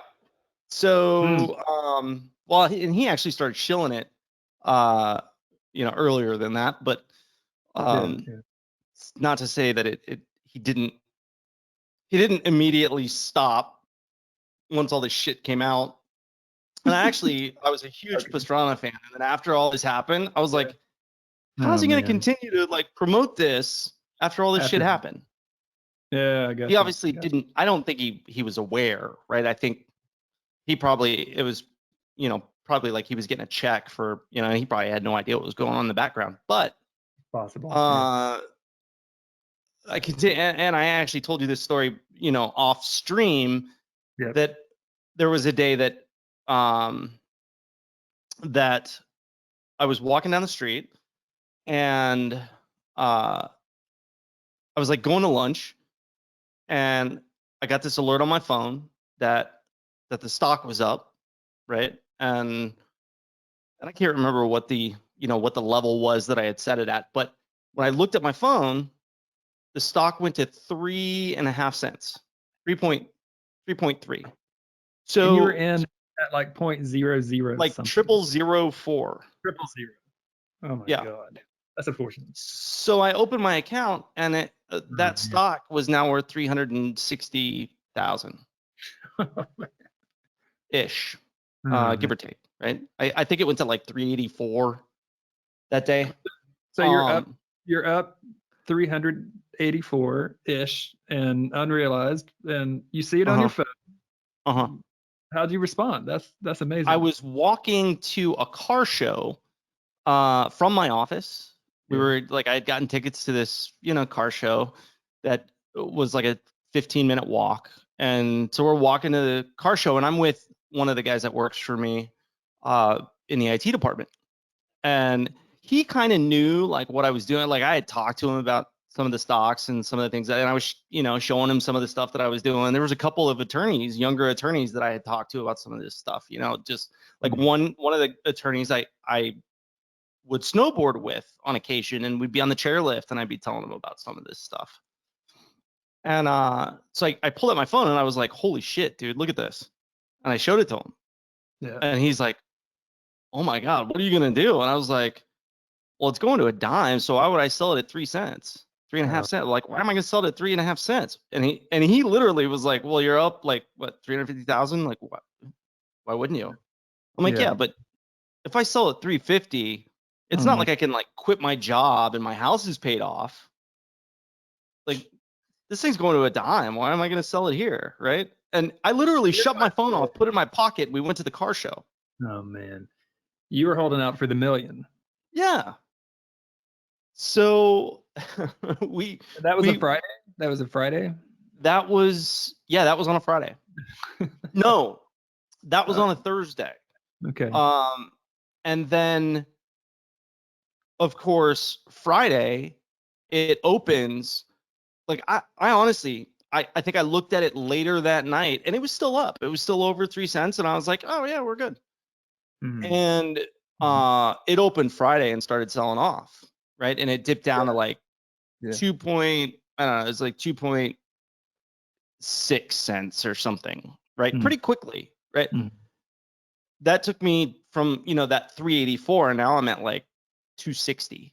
Travis Pastrana and all those scumbags were just selling right and left as soon as it opened.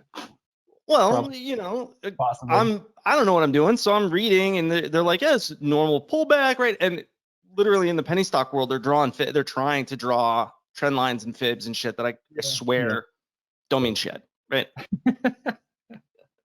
They do in our world, right? Because there's enough. The volume of traders and the amount of money that creates these charts actually matters. But when you're talking about, $15,000 in volume, right, to trade hundreds of millions of shares, it's like it doesn't matter. It's completely useless. So they're showing these charts and stuff, and they're like, well, it's a normal pullback, and look at this candle, and now it's a 33%. And I'm like, they're like, buy the dip. We got to buy the dip. Right? Well, I had no money left in my account because I already put it all in. I literally walked into a Fidelity office. You're all in. With $3,600 in cash. Yeah. I was like, put this in my account. Oh, so no. I gotta buy some more. I got to buy the dip. It's going to 10. And that's what I did. You added two. I added two. And that was on a Friday. Okay. Gotcha. And it hit my account. Literally, like, if you walk into a Fidelity office and hand cash, it's in your account, like, almost immediately. Okay. And so I bought more. And that was on Friday. And on Monday, over the weekend, it came out that, he was a pastor at the church. But guess what? He's not anymore. Why? Because he was accused of touching kids. So that weekend, the news came out. It also, pictures of the facility came out. Yeah. That there was nothing there. Like, there was like 4 people in there, and most of the like technology that they said they were developed, like there was nothing there. Oh my gosh. And yeah, he had gotten the tax incentive from Kansas City, but he was actually they were pursuing to make him pay it back because he didn't do what he said he was going to do.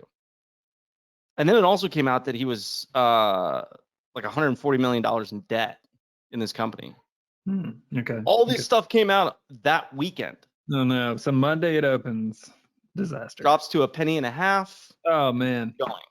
And I was just like, well, it's got to bounce somewhere.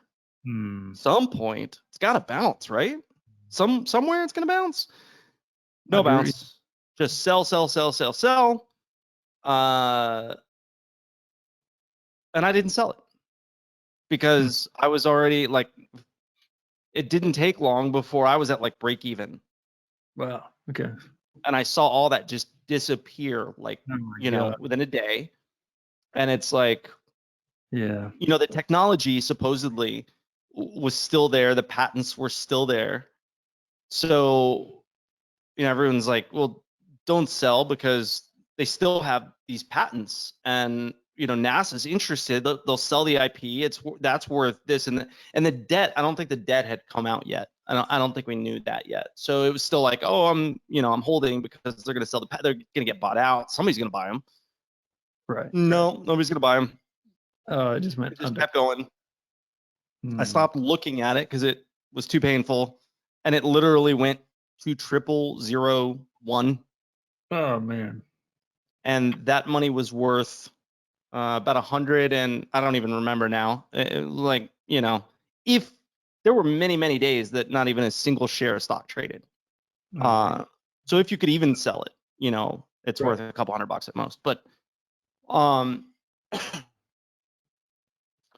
so I actually got really lucky.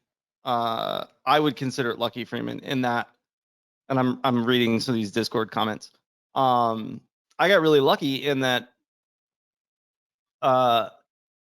most of the profit, or pretty much everything that I had invested, was profit that I made off getting lucky on some other penny stocks, right? So it's not like I lost a whole bunch of my own money that I had invested, right? And I know we tell people, like, don't think of it as like house money, and Yeah. I've learned a lot about that lesson. But you know, I got lucky in that the lesson that I learned was the lesson that I learned with house money, and that that it could have been I could have been in a much worse situation. You know, I've talked to, and I've met people over the years of, you know, doing this, that have literally invested $15,000-$20,000. Mhm. That is their last 15. Like, they pulled out their saving, like emptied the savings because they believed in something, and then it just literally goes to fucking zero. Mm. And you know, they're like, that was my only savings. That was like, you know, I pulled that. That was my entire 401k was $22,000, or you know, whatever it is, and they put it. So Yeah. it could have been much worse. Yeah. No, Um, that's true, but still, though, I mean, it sucks. yeah, I mean, that's still a psychological. That's I don't know. I mean, of course, could have been worse. You lost money that you profited on, but still, I mean, seeing $380,000, you know, just kind of fizzle away, and plus whatever else you had in, you know, that's a significant thing. And I don't know. I don't want to And you got skip to over. tell your spouse. You do, yes, you do. That's a hard thing.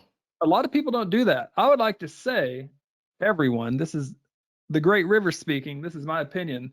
Tell your spouse what you're doing. Let them know. That's just me. That's just me. Well, I didn't have a choice because, of course, I told her that it was up. Yeah, right. I You had to just tell told her her. you had the It's wine all that night. gone. Yeah, you had the I had wine. to. I had no choice. Right? I had to tell her, like, I didn't sell it. I fucked it up, and now it's all gone. But That's tough. That's it's a tough. stepping Like, stone, and I'll did you think bounce. did you think about quitting at that point?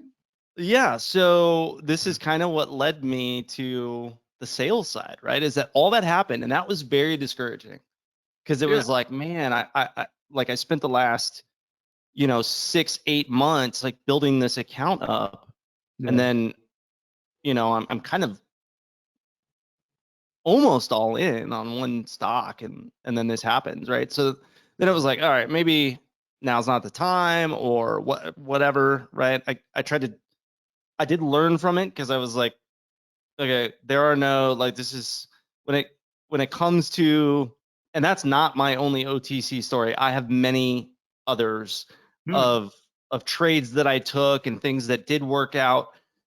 You know, Yeah. all the stocks that I've played on the OTC, one of them actually did uplist. But I can say with confidence and experience that 99% of it is trash, and it's on the OTC for a reason. Yeah. Very few of them actually make it, right? And Yeah. most of them are not legit. Right. Um, Yeah. People get so drawn. But people get Yeah, drawn in by the low stock price, and some people yeah, even, like absolutely. you said, you can buy physically a bunch of shares. Some people get drawn into that just seeing Right. that you know, Well, yeah, if you can get 1 million shares at a penny and it's going to $1, that's right? all it Like takes. That's all it for takes. sure. 10 grand to $1 million. Done. Um, yeah, I mean, I'm really interested in that. We've talked about how you've helped people come back, and like I've been, frankly, I've been encouraged by some people to maybe pursue trading full time, and I'm currently not really experienced. I don't really want to do that too heavily. It's not really on my plans list right now, partially because I lost a few grand. Not a lot of money to us or anything, but I definitely lost some money in the past, and just kind of got spooked. So the part-time Yeah. thing is a very easy fit with my personality and all the other stuff I do. But that's interesting. You've talked to people, back from disastrous losses, and I mean, I know you have. That's like a lot of people, and do I think that's amazing work you do. I don't know if you've done that outside of Black Box before, or if it's all been kind of since you came to Black Box. But how many people have you worked with and like helped people kind of see a better way forward when they were thinking about quitting trading? I honestly, I couldn't tell you. I don't know. Yeah.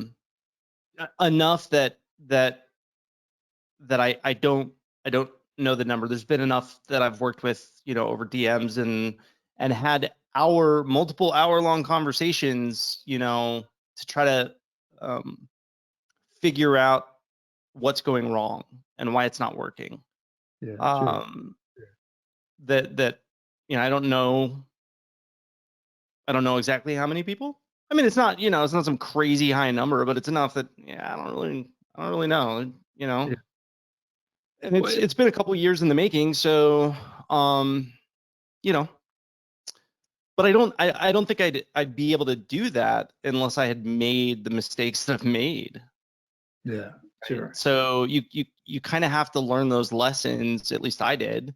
Maybe there's other ways to learn them, but I had to learn all of the lessons that I've learned. I had to learn it by doing it and feeling it and knowing what that feels like to know what it feels like to take multiple times to take 10 or 15 grand, turn it into 50 or 60, and then watch it disappear because I'm Yeah. just you know so until you kind of go through that, and it's funny, I've seen I saw a post on Twitter like a couple days ago. Somebody posted it that I follow that said, I've heard too many I've heard too many times that don't believe a trader that hasn't blown up an account. Yeah. uh, you don't have to blow up an account, right? And that's true, right? You don't necessarily have to if you're the type of person that can learn and takes the time to learn by reading other people's mistakes, and you just never make those mistakes. That's Mhm. not how I learn, right? I got to get hit by the truck before I, you know, Yeah, right. before I go, hey, don't stand there. Like move over here because that truck's coming through here and it hurts. Yeah, Um, it seems like almost everybody that I've talked to for this show who trades full time has said some version of that, like blowing up accounts, even if it's a small account, sometimes larger. People have told me various stories. But I think it just depends. Like I pretty much blew up a $5,000 account, not all of it, but enough of it to where I just realized I don't like how that feels, and I don't think that's something I'm going to you know do again. So I'm always interested. You guys, you push through that. You do have these issues, like you said. The truck hits you, and you continue on the journey. And yeah. how long? Here's this is interesting. How long from that MTVX disaster to when you were just trading full time? Like, how long was that? Years, or was that? Yeah. Yeah. Okay. Yeah, that was so that experience, right? That combined with the fact that I was now, being treated and had a new sense of like what I thought I could accomplish and what I was the fact that I was no longer just complacent. I wasn't happy with that, right? So it was like I'm going to do something else. So you know, being open to opportunity and trying to be observant, you know, led me to the first sales job that I had, which was essentially a sales rep, you know, that I bought stuff from. One thing that it did is it made me more outgoing and be able to, you know, express ideas and talk to people that normally I wouldn't sit there and converse with, right? And we know IT people generally are kind of like heads down and for the most part kind of quiet. That's at least the I guess the typical, you know, IT person is they're kind of heads down and keep to themselves, and you know, and by and large that is true. And I would say that you know, I was maybe a little more social than most, but it was still like, yeah, I don't want to talk to you because you don't know IT stuff, so you're not going to understand anything I say anyway. Yeah, right. And I will tell you that's one thing that changed is it was like, okay, now I want to, you know, I want to have these conversations. I want to find out who you are and what you do, and you know, can we work together? Do you have an opportunity for me? Like it just made me more, you know, I was more outgoing, and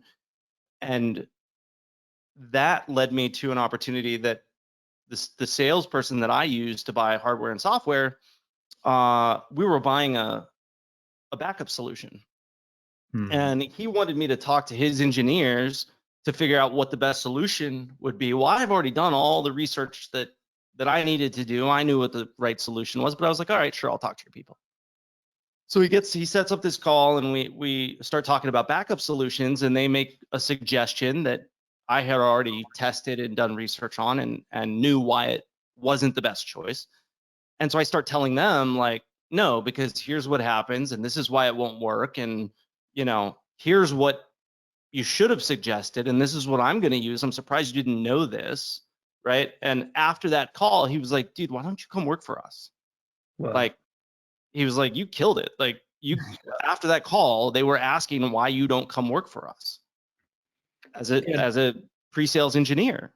Yeah. And I was like, I don't know. I don't even know what that is. Like I've worked with, you know, salespeople, but that was not a world that I knew, that I was familiar with. So I'm like, okay, tell me about it. Like, what is it? Well, I'll tell you, for one, you make a shit ton more money than you do as a IT director. Go do technical sales and your paycheck doubles, if not triples. Gotcha. I did not know that was an option. Yeah, right. So that kind of changed things a little bit. And it's like, okay, now I found this whole new career path, this new world, and I'm at the entry level, right? Not entry level, but you know, because of my technical background, I didn't have to start off at the bottom. But it felt like a whole new opportunity, right? So I had just taken this huge loss, and I find this new opportunity on the sales side, and it's like, all right, let me go try to do this. They want to hear, you know, from a technical perspective. I have people that now want to hear what I know, and they want me to talk to customers about what I know and how to make this shit work and that sort of thing. So I went and did that for a little while, and I worked for a hardware software reseller.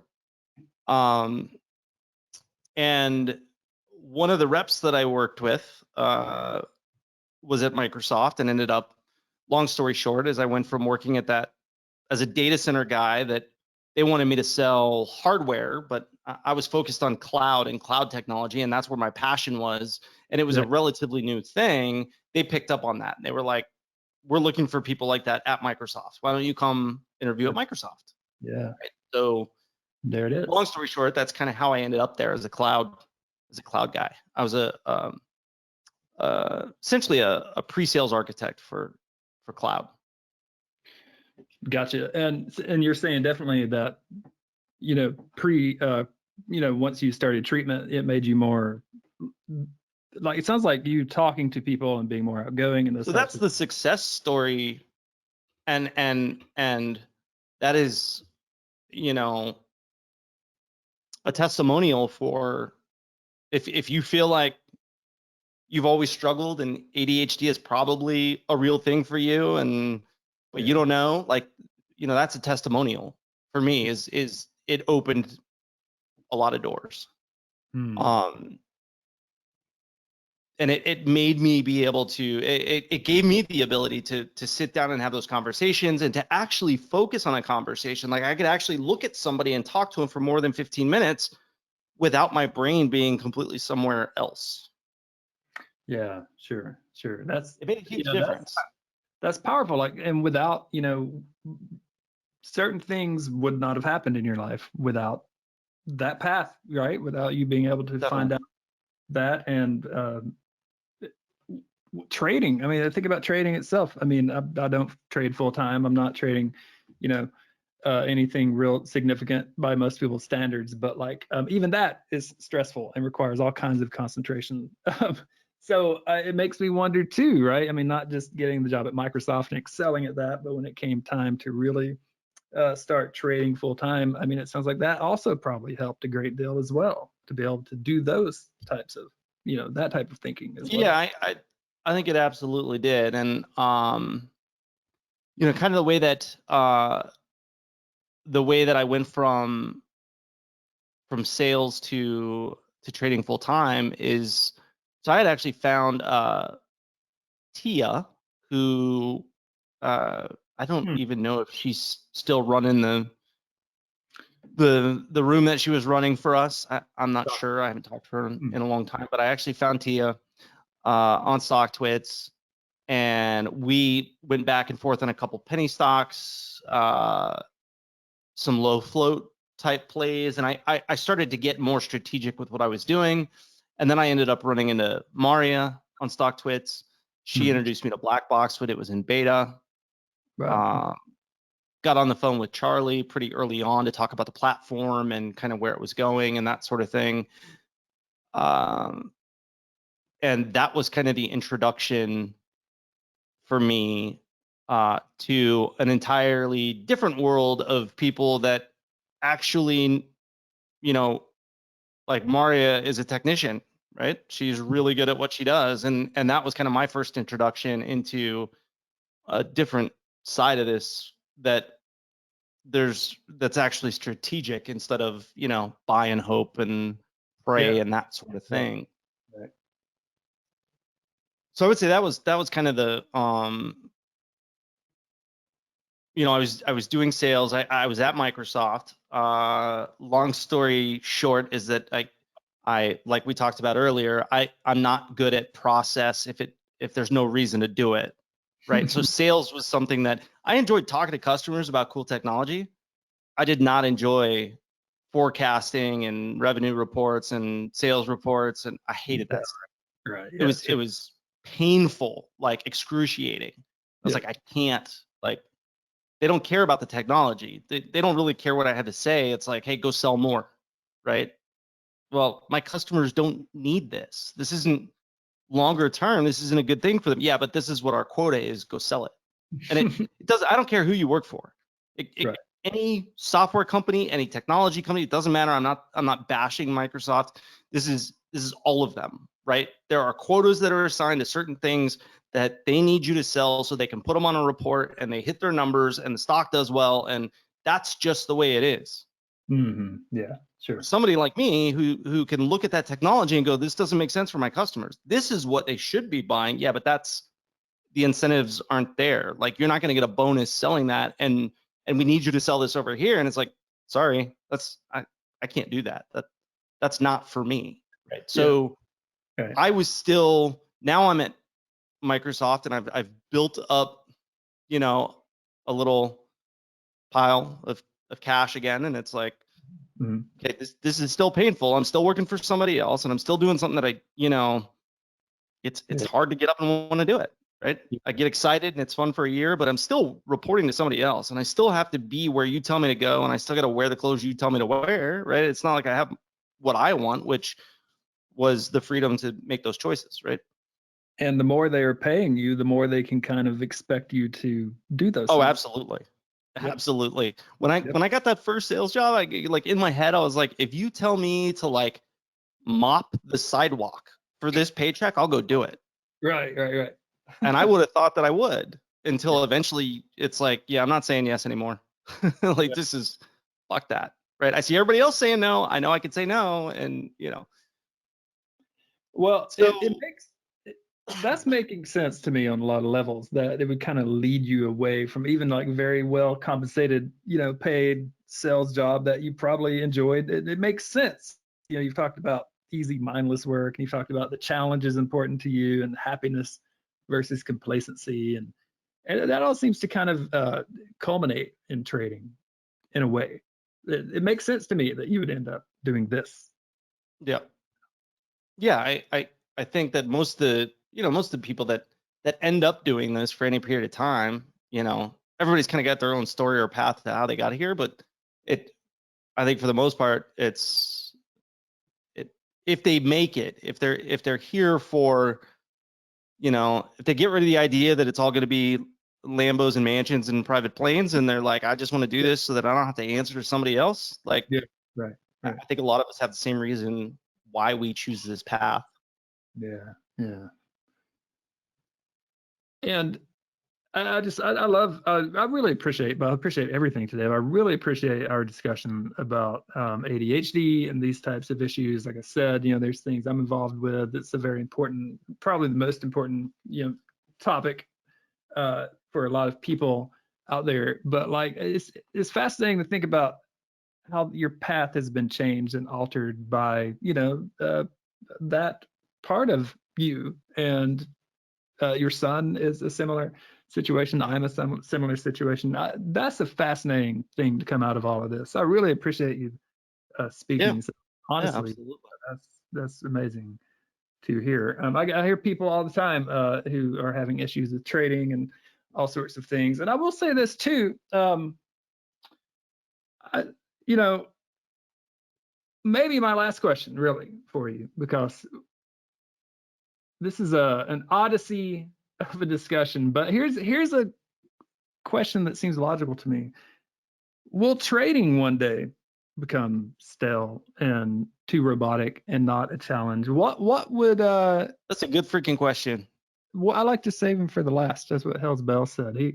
Hell's Bells was mad last time. We were about to just leave on a fluffy up, note, and then I had to ask him something. But like, what, you could do this. You have to retire sometime. But Sometimes do you? well, maybe not, but people say trading can get mechanical. Like, is there something that would make you leave trading? And I know we have to wrap this up. I just got the message that you probably got the same message that there's another class. I haven't been checking my phone. Is there a? Oh, I got a DM saying that there was apparently. I see it now. Okay.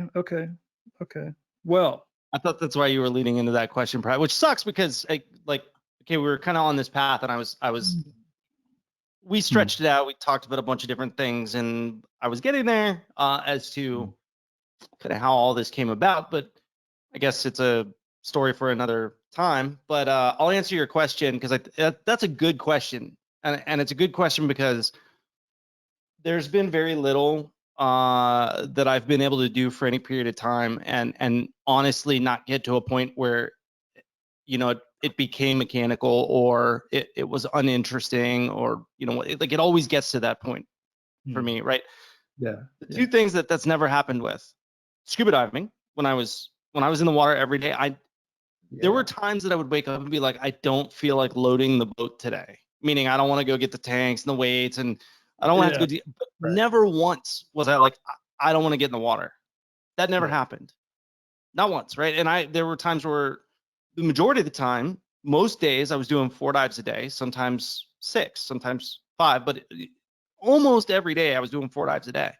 Never ever did I not want to get in the water and go to. I just loved it, right? I never got tired of that part of it when I was in Florida. Trading, I get these brief moments. They don't tend to last, but when the market's like just going sideways, and maybe you get frustrated because you have a couple of trades that don't work, and like honestly, I didn't do a whole lot. Like I told you, I was in puts this morning, and I pretty much just kind of stayed in them until almost the end of the day. Yeah. I didn't really do much else because Right. it's like, yeah, it's kind of one of those days where shit's all over the place. Like it's messy, and it's, you know, people absolutely get trigger happy when it comes to trading, and it's like if they're not trading, they're not doing anything. They're not advancing their goal. They're not growing their account. They're not. So they get they're itching to trade, right? They just want to make that next dollar, and they just want to, because if they're here and they're dreaming about how this is going to provide freedom or a new lifestyle or whatever, they're not getting any closer to that goal if they're not in a trade. Yeah. Right. So they're like itching to do that, right? And I think that can be the hardest part to like sit through.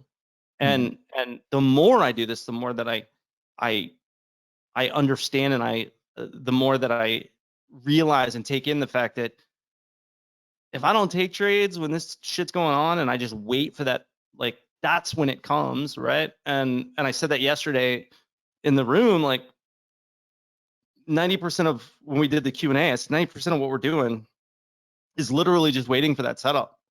And Yeah. and if you stop taking all this other stuff and you just wait for that setup and you get that setup and you hit it, that's, when you get paid. Well, if you're over trading because you feel like if I'm not in a trade, then I'm not actually doing anything. We're so used to, and it's ingrained to us that when we're working, we got to be doing something, right? When you're at the office and you work for somebody else, you've spent your whole life making the appearance that I'm working. Yeah, that's right. I can't just sit around and wait, right? But in this job, that's what you should be doing. You should sit around and wait. So the only times that I get frustrated or that I kind of feel like, okay, I need to step away, it's never for long. There are times where it's like, I got to take a day off, or I need a couple days off. Like I got to clear my head because I'm feeling like I'm placing trades and I'm being in trades just to be in a trade, and it's not working, and I'm not able to see what's in front of me. I don't have the bigger picture. I don't know which direction we're going, and I'm guessing, and it's getting really frustrating. That's when I feel like I got to step away. Yeah. Yeah. Right. Do I think that I'm going to get to the point where I don't want to trade anymore? I don't think so. And I honestly, part of the reason I love this is because it's very self-directed, right? Your performance is entirely up to you. There's nobody else that controls it.